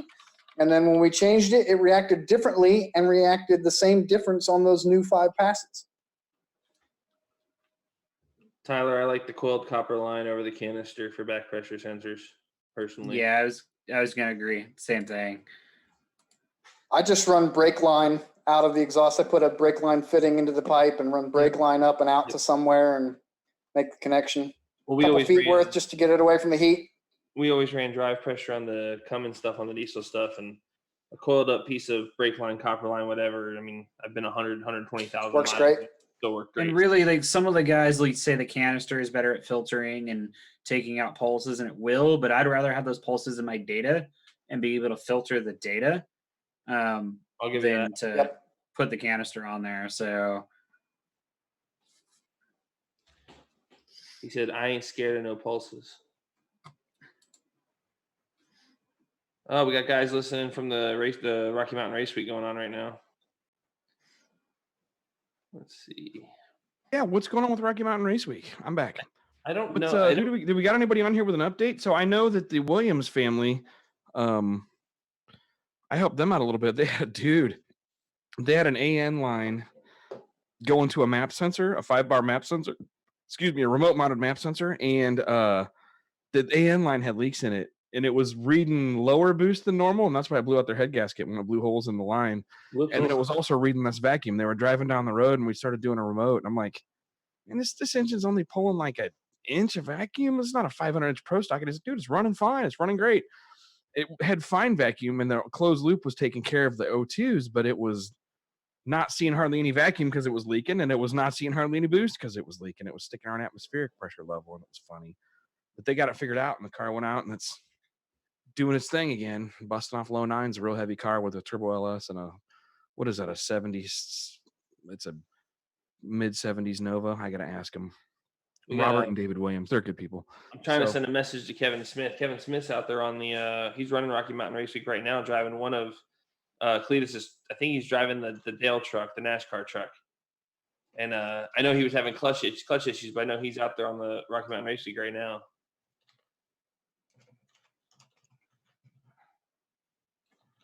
Miniature O2 sensors Bosch used on Enfield motorcycles. What is that? A miniature? Hold on a second. I'm curious on that now. I've never heard of it. Yeah, used on. Are you on just talking about motorcycles. like the really small thread, like what most of the motorcycle guys use? The motorcycle guys are running one. He was running one on the motorcycles where we saw that. Is it a wide band or is it just the regular O2 narrow bands? That's like a 10 mil. It was whatever. I think it was a narrow band. I don't know. I'm not sure. That bike was turbocharged. It probably was a wide band, but it was a little tiny thing and one exhaust runner. Did you see how fired up Bonneville got when he heard of something he hadn't seen before? He about jumped out his chair. Well, so that's the problem. Like, so most motorcycles, my Ducati included, runs like this really small. It's like an M10 or M12. I think it's an M12 bung. And there's no adapter to get an O2 sensor in them properly. So I'm, taking out my, $4,000 Termignani titanium exhaust in some cases and drilling and welding bungs into them. And there's just no good place to put them. So if there's like a small wide band, that would be awesome. I've never heard of it. I've seen the small narrow bands, but I'll have to look at that. Zoomies and O2 sensors, sampling tube, ? I would. Not a long one, but I would. I sure would too. Yep. Dude, shout out to Travis Spees is riding a motorcycle on Rocky Mountain Race Week. He's riding a BMW. He still ain't getting it to read at idle with zoomies and a sample tube though. Probably not unless you're way upstream. No coolant, stock block, LS aluminum block on M1, push to lane, make hot shutdown, filled block versus empty water jackets. Which one and why?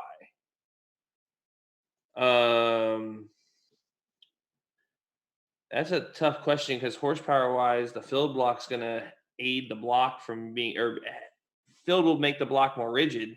But if we're not pushing the block to the point of structural limitations, I think I'd rather have them empty. So, less mass, the block will cool faster. A filled block cools slowly. Delgado, shut up and get us on an engine dyno, please. We need a new motor on engine dyno. Who was that directed at? And I missed Delgado. that. So is he here talking shit? Yeah, he says they're about to release billet sample tubes. But when everyone was bitching about the test, and he's right, like, everyone wants more data, especially as a tuner, he would want more data. And we were like, we would love to have seen that test done on the turbos in a climate controlled on an engine dyno. It's just not available to me. He's like, well, we can get more turbos, man. I'll get turbos. We'll get cams. You get us a week on an engine dyno. We'll do a lot of really dumb shit.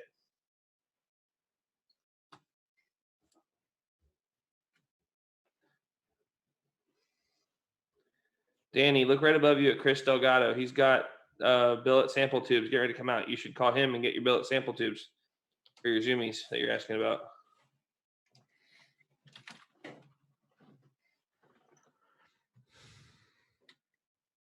What else we got? Looking. Somebody earlier asked the question about they're switching from one fuel to another. I think they're switching from E85 to C16. I think I saw. Yeah, with an air-to-water intercooler.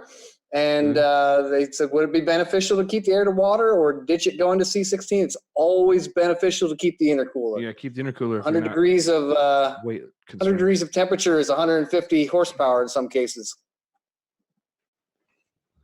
Did it raise the IATs, though, is the question. Some of our shows are so productive, and then probably got Chris Bell was listening for 5 minutes tonight going, these guys are dipshits when no one else is on. Fuel of choice for 14-1 solid roller LS, NA, LS3 style head. 14-1? NA? It'd be fine on 110, 112. Hey, it's time to plug the classes again. When's that class out? November 7th and 8th, Little Rock, Arkansas. It's easy to fly into. And we already got people since we started the show. A couple people have bought reserved seats already. $100 reserves you a seat. It's at RealTuners.com. If you want you can just click on live tuning classes, or you can go to RealTuners.com/product/APE for Arkansas Performance Exhaust. That's where we're having it. But you can check it out at the website. There's whole details there how it works. Mr. Swiney's going to be cooking for us both days. Lots of good variety on the food. We're going to have volunteer cars there. There's always some badass cars. It's pretty much for drag racers, but if you're not a drag racer, you can also learn how to tune. Actually, if you want to bring your road race car, bring it out. We'll tune it, your drift car. But we'll be looking for 3 to 5 volunteers for the class as we get closer. And if you want to bring your car, give me a buzz. CJ, you're going to put a coolant temp sensor in the head and in the oil pan. Put one in both places, please, especially on a dry block setup. Oil temp's crucial, but as is cylinder head temp at that point.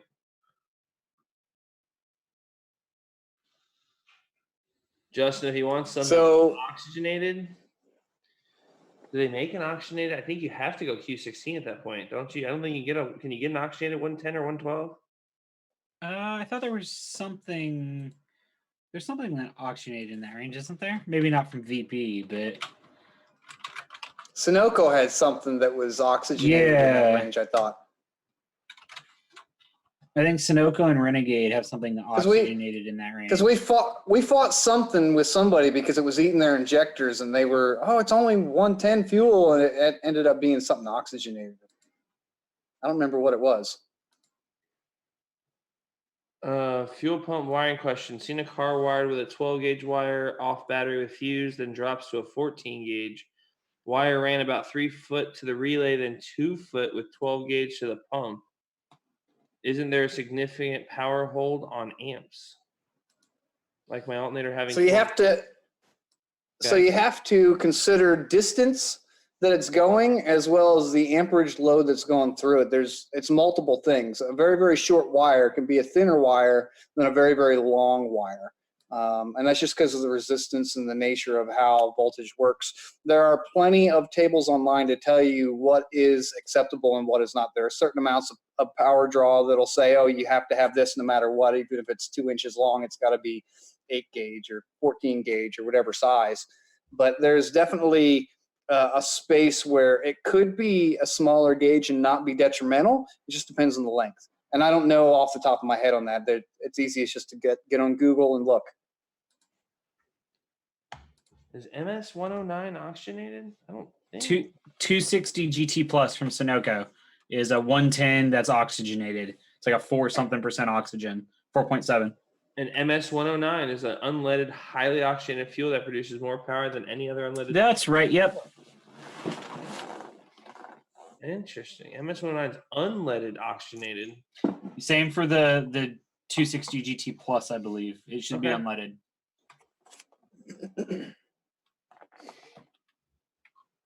Lead for the win. And then Renegade also makes something in that range. I forget what they call it.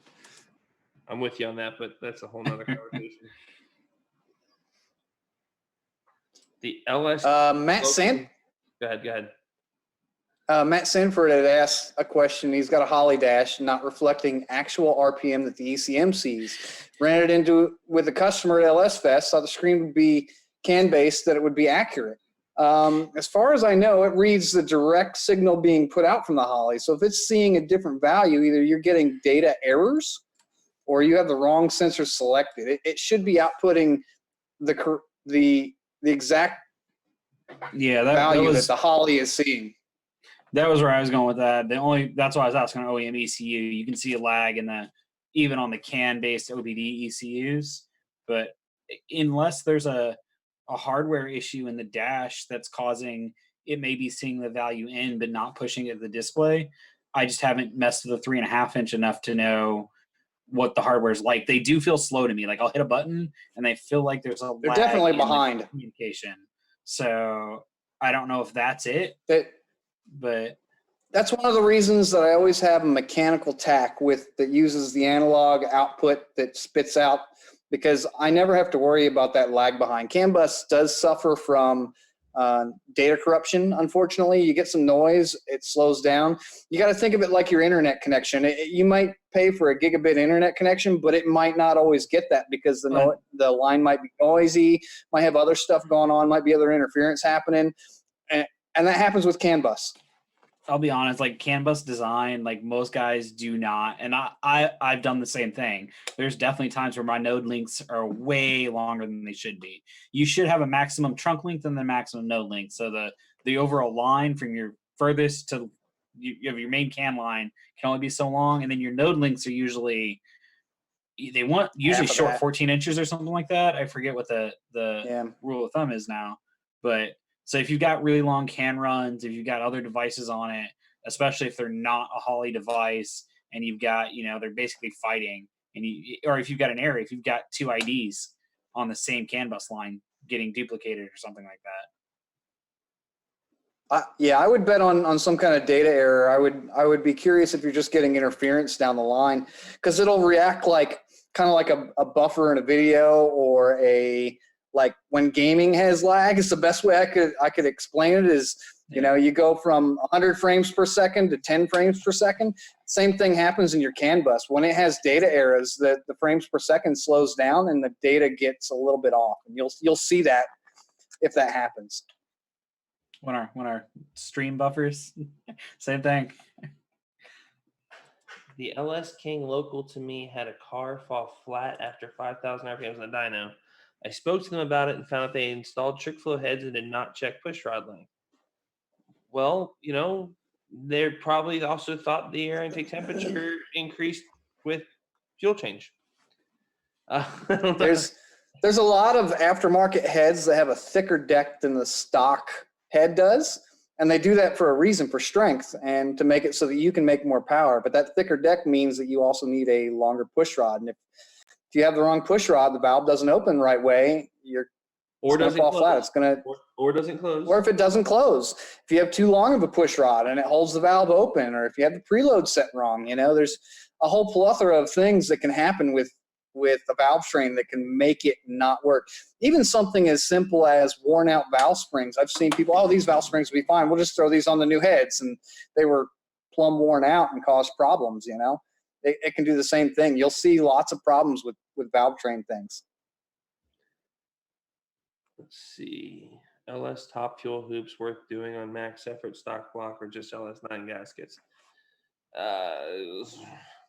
The hoops thing again? Stock. I've never done them. When you're talking true max effort, okay, now you did ask about filling your block. You're on M1. There is a benefit to top fuel hoops. We literally just had this conversation with Bewley yesterday, I think. But then again, you got Mike Lowe and Derek Kelly, and these guys are running the Athena gaskets and doing you see the kind of power they're making, the times they're running, and they're getting away with Athenas. Do I think there's a benefit to top fuel hoops? I don't know in a stock head casting. I don't know if a stock head casting is going to be worth doing that much work to. I think I'd probably throw Athenas in it and call it a day. That's an opinion. I'm sure it's wrong. Just go off that.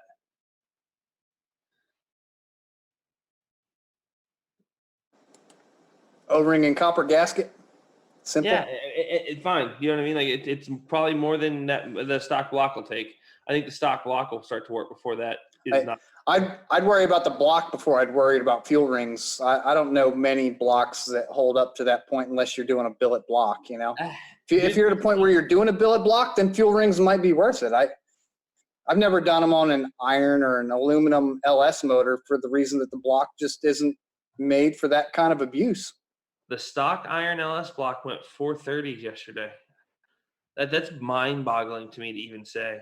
Like that's mind-boggling. It'll do it a few times. That's a lot of stress in the block. That's a wet noodle in the crank when you're doing that. It's a lot of flex on that block.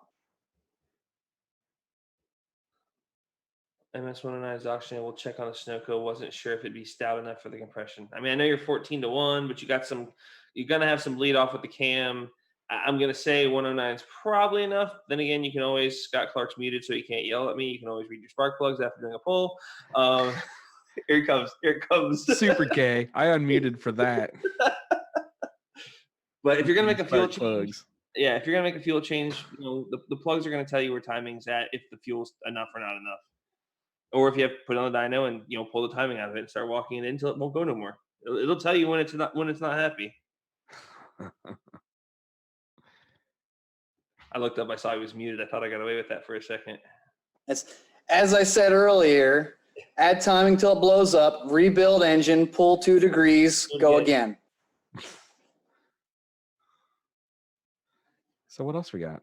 Everybody's kind of quiet tonight now. All of a sudden, slow down. Do you like our format? Do you like the whole video streams are turning out pretty good?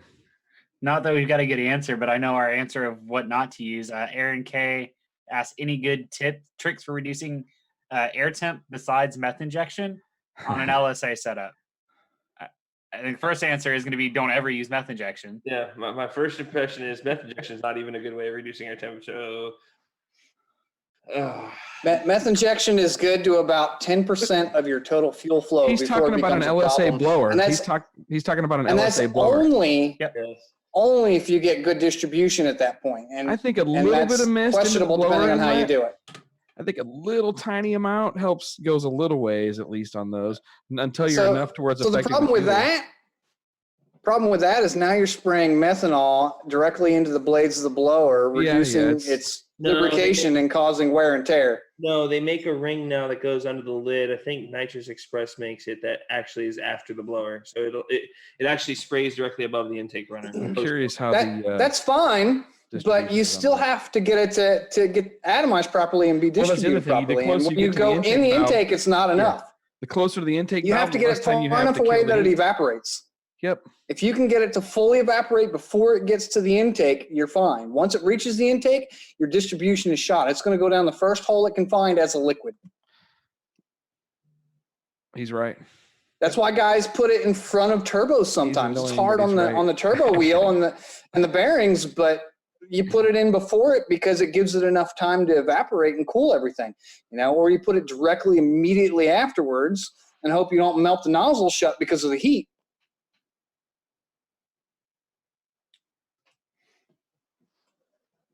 Pulling weight, hang on. Twin 78s on a 300. This is that alcohol deal max effort. Twin 78s on a 370-inch combo, 2,500-pound race weight. I've been pulling weight from chassis, rethinking optimal rear gear ratio to pull more stress off the engine drivetrain, hoping in return it will take less boost to tag the goals I'm after. So taking weight out of a race car is the cheapest and easiest way to go faster and be easy on parts till a point, and then it becomes the most expensive way because the initial weight loss is easy, and then it becomes carbon and titanium, and it gets outrageously expensive. But there is no better way to go faster than to be light. It is so much easier to go fast light. Within reason, diets are pretty cheap because the big challenge becomes where does weight reduction lose to aerodynamic drag, right? So in a 13-second car, 500 pounds is good for like half second. Like it's a lot. Like 100 pounds is a tenth in a 13-second car. But if you're already gone, let's say 470s, 500 pounds is only good for like 0.05. Like a pro mod car, 500 pounds is worth like 5 thousandths, not 5 tenths, not 5 hundredths, 5 thousandths in a pro mod because of aerodynamic drag. Well, there's an initial change in that because it's when and how we 60 foot. So the lighter we get, the more crucial every pound becomes because it becomes a larger percentage of overall mass. And that initial absolutely. So but we're talking about the majority of people are in a place where they're probably running into a point where it's the diminishing returns is the point I'm getting at. He's obviously trying to stock block here because twin 78s on a 370-inch motor. He's 2,400 horsepower capable if he knows what he's doing. I don't know you, CJ. I'm not sure. Or not. It the wrong way. At 2,500 pounds, his option becomes titanium nuts and bolts. Yeah. Oh, yeah. Now it gets real expensive for 10 pounds of reduction, and that 10 pounds may not be worth the difference in let's turn it up an extra pound. Oh, totally agree.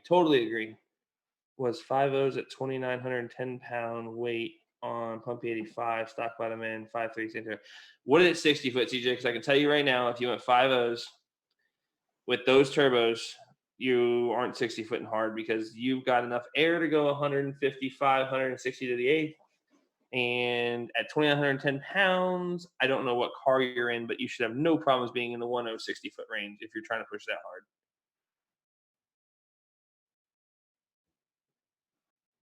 Let's see. Looking for other questions.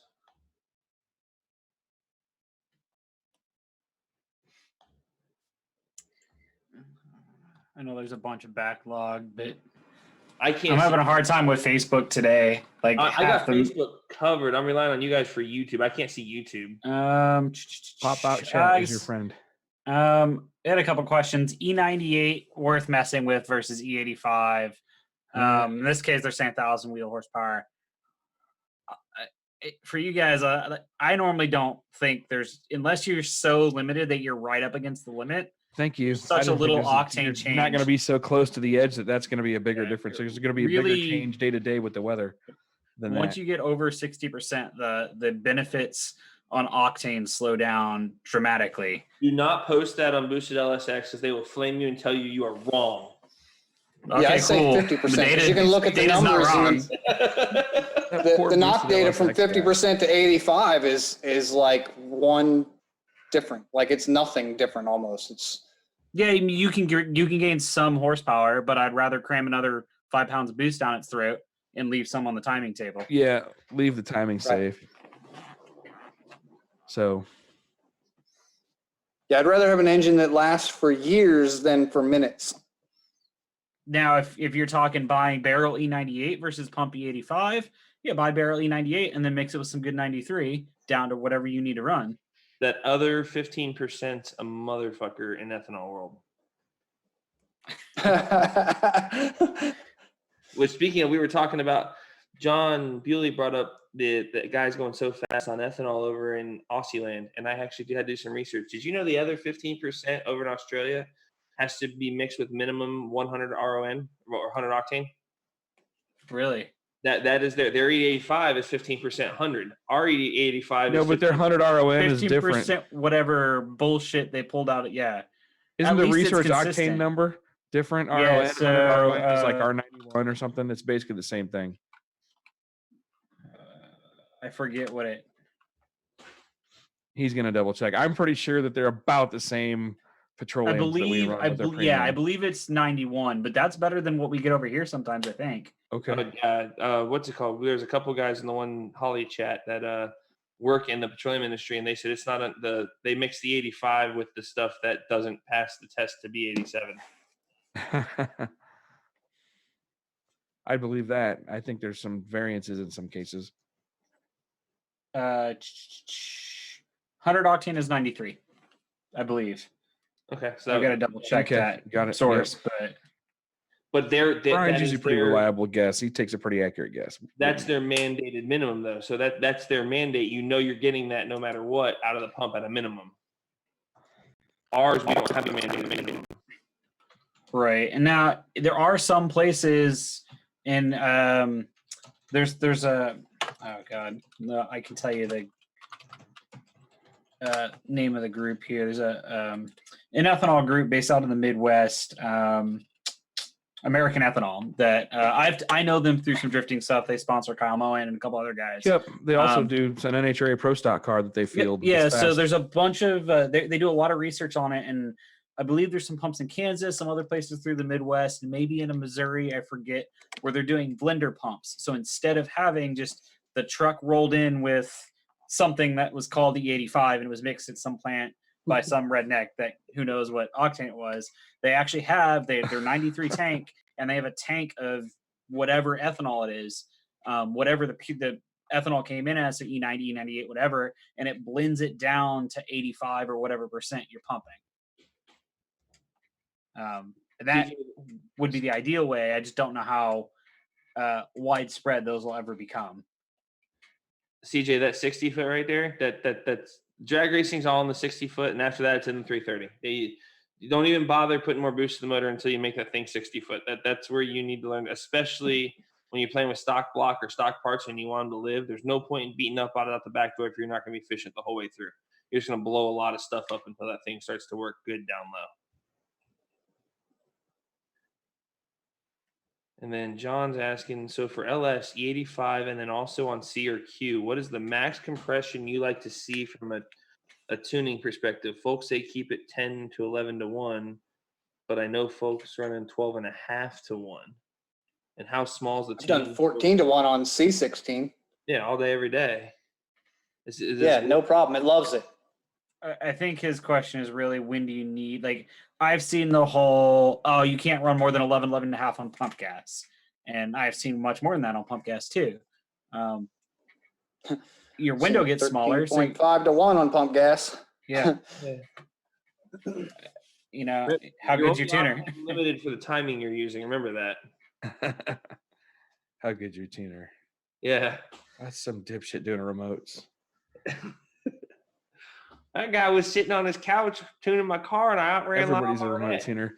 Dude, did I see this right? Steve Licht, and he might be listening, him or his dad, the Full Throttle Speed and Style guys out of Detroit, some good friends of ours. We've done a class at their shop. And I guess and Steve he's a top student, man. He's a good tuner. He was a good tuner to start with, but he got a lot out of the class, and I saw him put up a post. It looked like he's tuning one of Lady Gaga's personal cars.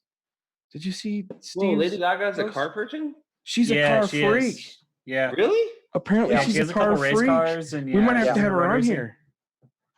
See if she wants to come on RealTuners. That'd be hilarious because Evans might know a little more. I mean, you've set up stuff for tours for her, haven't you?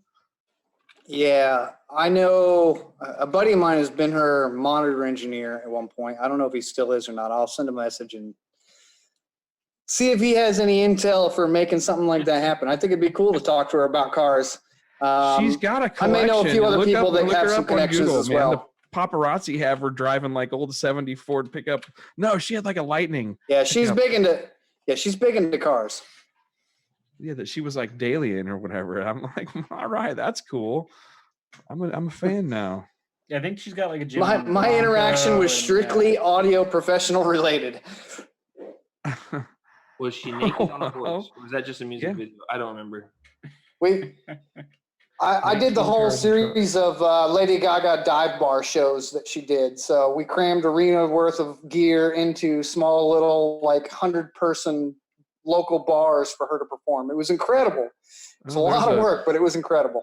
Hotcars.com web article about 19 cars that she owns, and there's interesting stuff here. Rolls-Royce Phantom with Elvis's pink Coupe de Ville. This looks like a 70 Bronco. That's pretty normal, just clean. Lamborghini Huracan. All right. Porsche Boxster. I didn't have her pegged. Mint blue Chevy Nova SS. That's the one that Steve Licht posted a picture of talking about. I think that's the one he tuned for her. If not, I wonder if it's got the RealTuners VE table in its Holly. I'm curious if he did that in VE mode.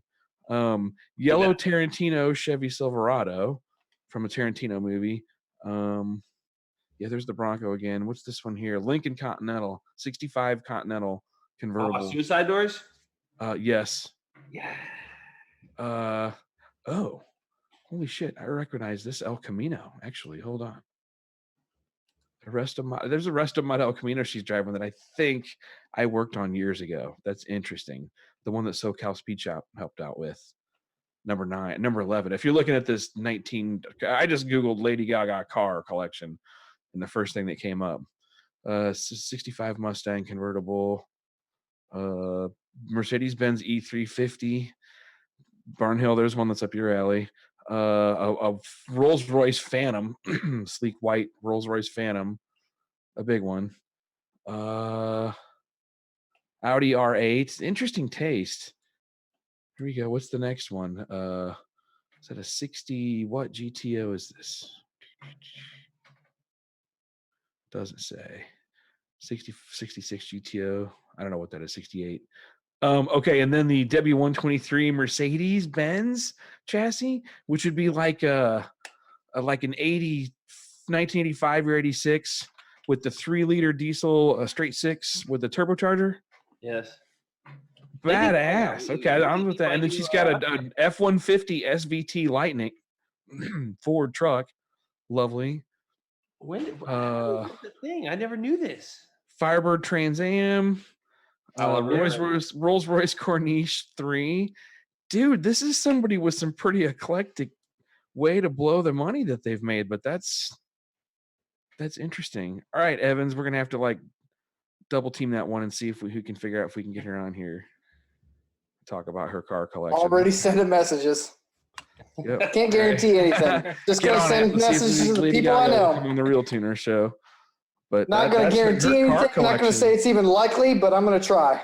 I'm going to say you got to have three guys that you would absolutely have to cover that collection. Number one, Fowler, because he's got and number two, Barnhill, because he's really into he'll know about the difference between an Audi R8 versus a Lamborghini Huracan. You need Perduto to cover kind of the domestics and the rest of them. You guys got to make sure, obviously, we'd all be on if we could make that happen, but somebody put the word out. Tell Lady Gaga we have huge respect for her car collection. We need to talk about this. Where did this I can't believe I missed this all this time. I've been such a closet Lady Gaga fan. That's what he's trying to tell you. This is bullshit. Yeah. Because there's all the celebrities that we know are car guys, obviously Leno, Dax Shepard, and some of those guys, but there's Dax Shepard's actually one that's really cool about it. I kind of knew he was a car guy, but I didn't know how crazy he was until he's an off-road buggy dude. He does some crazy shit. Yeah. But I have to go through. There's a list out there somewhere of all those guys. Because there's a couple others that are people like Lady Gaga that you just figure, they're just some whatever. They drive a Tesla or a Prius or that's what I was thinking. G-Wagon or whatever. Yeah. That's a hell of a list, man, isn't it? It's the eclectic nature of that list that has me wanting to meet the next level or a psychopath that chooses that for that size of if you got 20 cool cars, those are the 20 you have. Bro, that's everything from an F-150 SVT Lightning, which is a cool ride and it's clean too. I've seen pictures of that one, all the way out to these Lamborghini crazy ass Italian car. And bro, I'm looking at a picture right now. She has, and this is a 4-car garage. So I want you to think of these 4 cars sitting next to share the picture, Perduto. You could step up your tech game. Hang on, okay, so it's a McLaren. Screen share. It's a McLaren MP412C. Okay. Jesus. Next to a Smokey and the Bandit Trans Am. Next to a straight up Cadillac 1950s Coupe de Ville. Those three, not even remotely even similar automobiles. That's not, hey, I'm a fan. I'm a connoisseur level shit right there. That's right. I mean, that's some really unique choices. Yeah, it's not just I grew up wanting this car or whatever. Somebody was doing a really well thought out. Yeah, it's when you see about somebody's art collection, kind of makes you wonder what's going on in their head. You know what I mean? Or you can tell okay, this is kind of a sophisticated person. I think that's what Perduto might be getting at. Is I'd like to meet the person that chose this list of cars. If I had a budget for all these cars. We need to get her into a fucking Radio versus the World or a pro mod or something. And when you said you want to spend some money on cars and have fun, let's go drag racing. You said W123 Benz, it's an all stock wheels W123. It's just a straight up all stock car. Real basic, yeah. Yeah. But look at that Nova. Look at that 70, what is it, a 71, 72 Nova? I don't remember what I saw. Yeah, 69 to 72, 71. All I see is a picture of an A-pillar and a door. Some kind of. There was an aqua blue colored one that. Bro, and that's the one that Steve Licht posted. You're not talking a blower Lightning. She's driving a 1998. That's cool as shit. So Steve Licht, if that's actually the story, if you did tune a car for Lady Gaga, we'll just message him offline. He's a friend of ours and find out what the fuck's going on. I saw his post. And I'm I think he's saying that he tuned a car for Lady Gaga's camp or collection or whatever. She's got an El Camino. She's now That's what he was saying. So that El Camino, I think I've worked on that before. Is that the one that the Spectre guys originally commissioned to have built?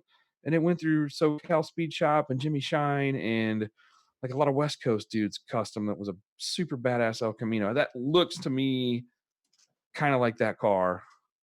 I'm basic white fangirling a little bit right now. I'm gonna have to close these threads. This is if Lady Gaga. I think we got other questions, but we got so sidetracked to this. That's an intersection I never thought would happen. No, Frank, is Holly better than Motec? Oh, I'm going to hand that one to Barnhill. That's a Barnhill. Is Holly better than Motec? Oh my God. At what? Delgado, shut up. Yeah, what? I Here mean, comes Delgado. every ECU is Motec or the no best tech? and worst ECU Motec in the or no world. tech?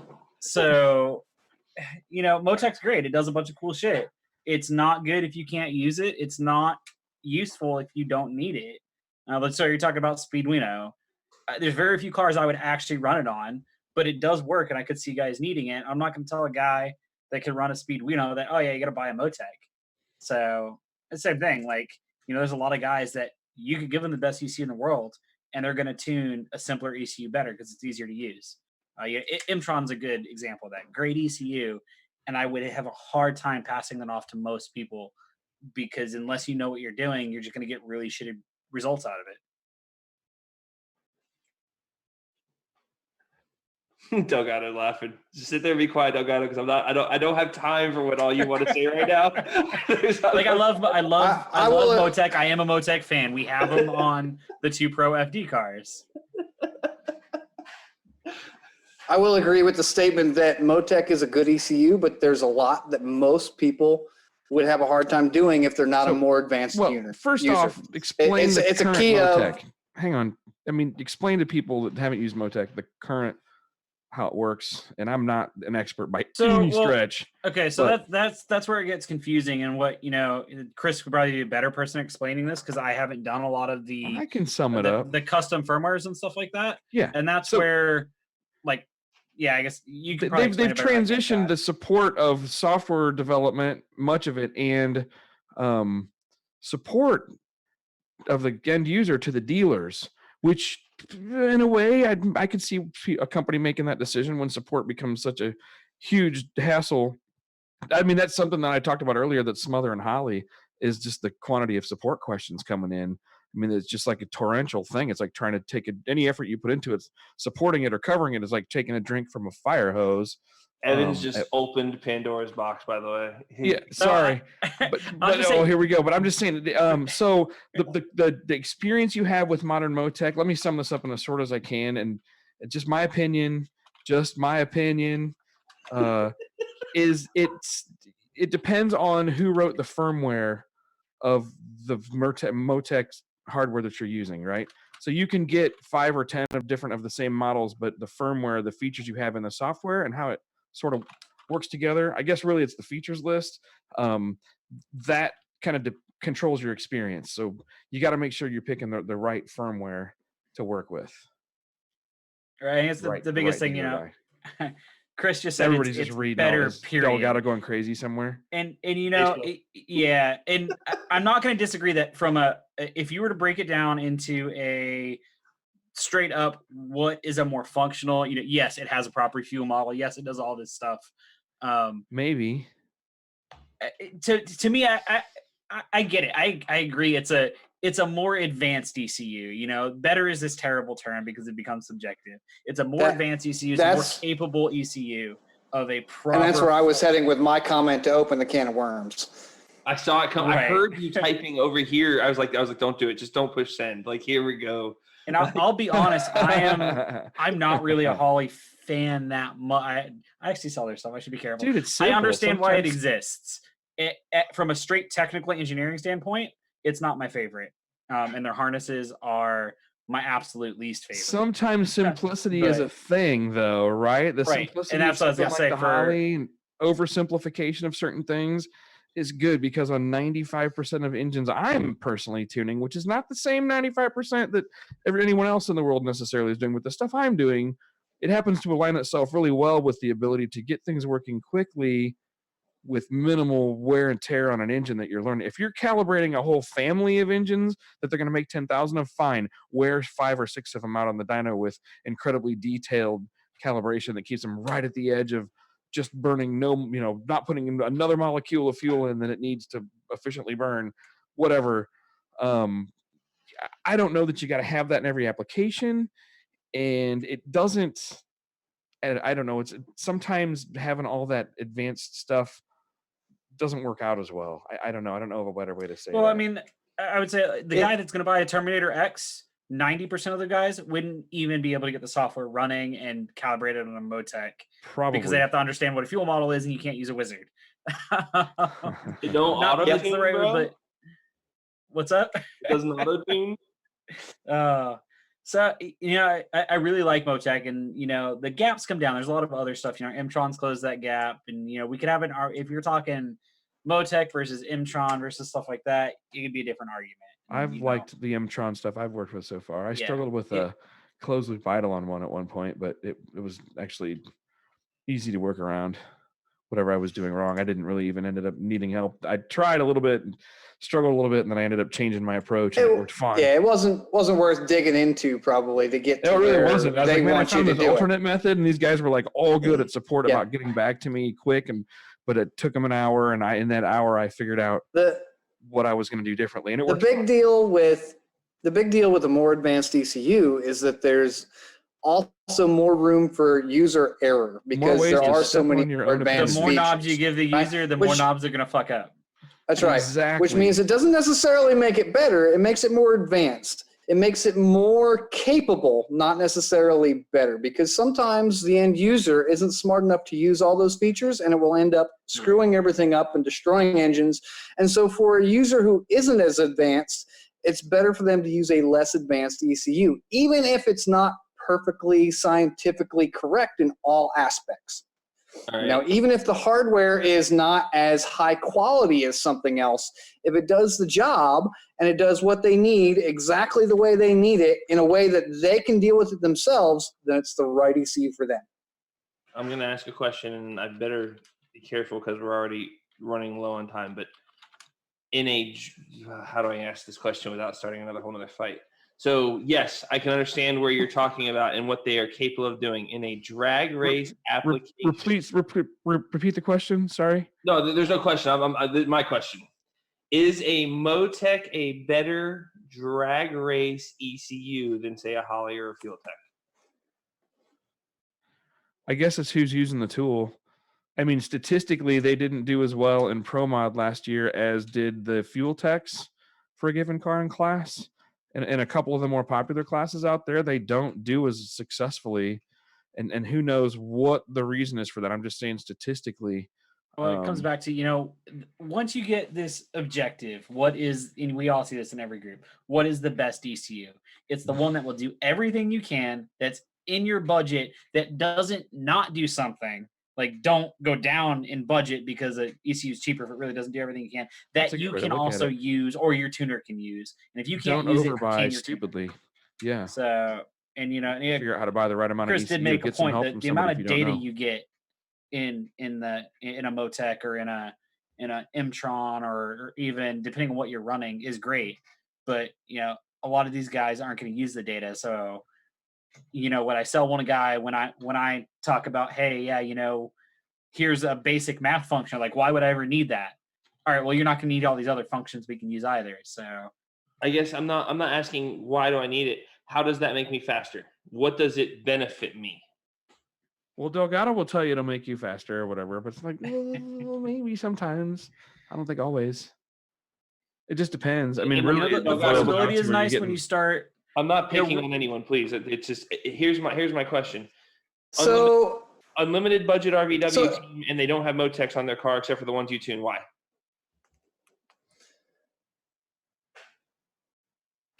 Marketing. I'll go to the point. Go ahead.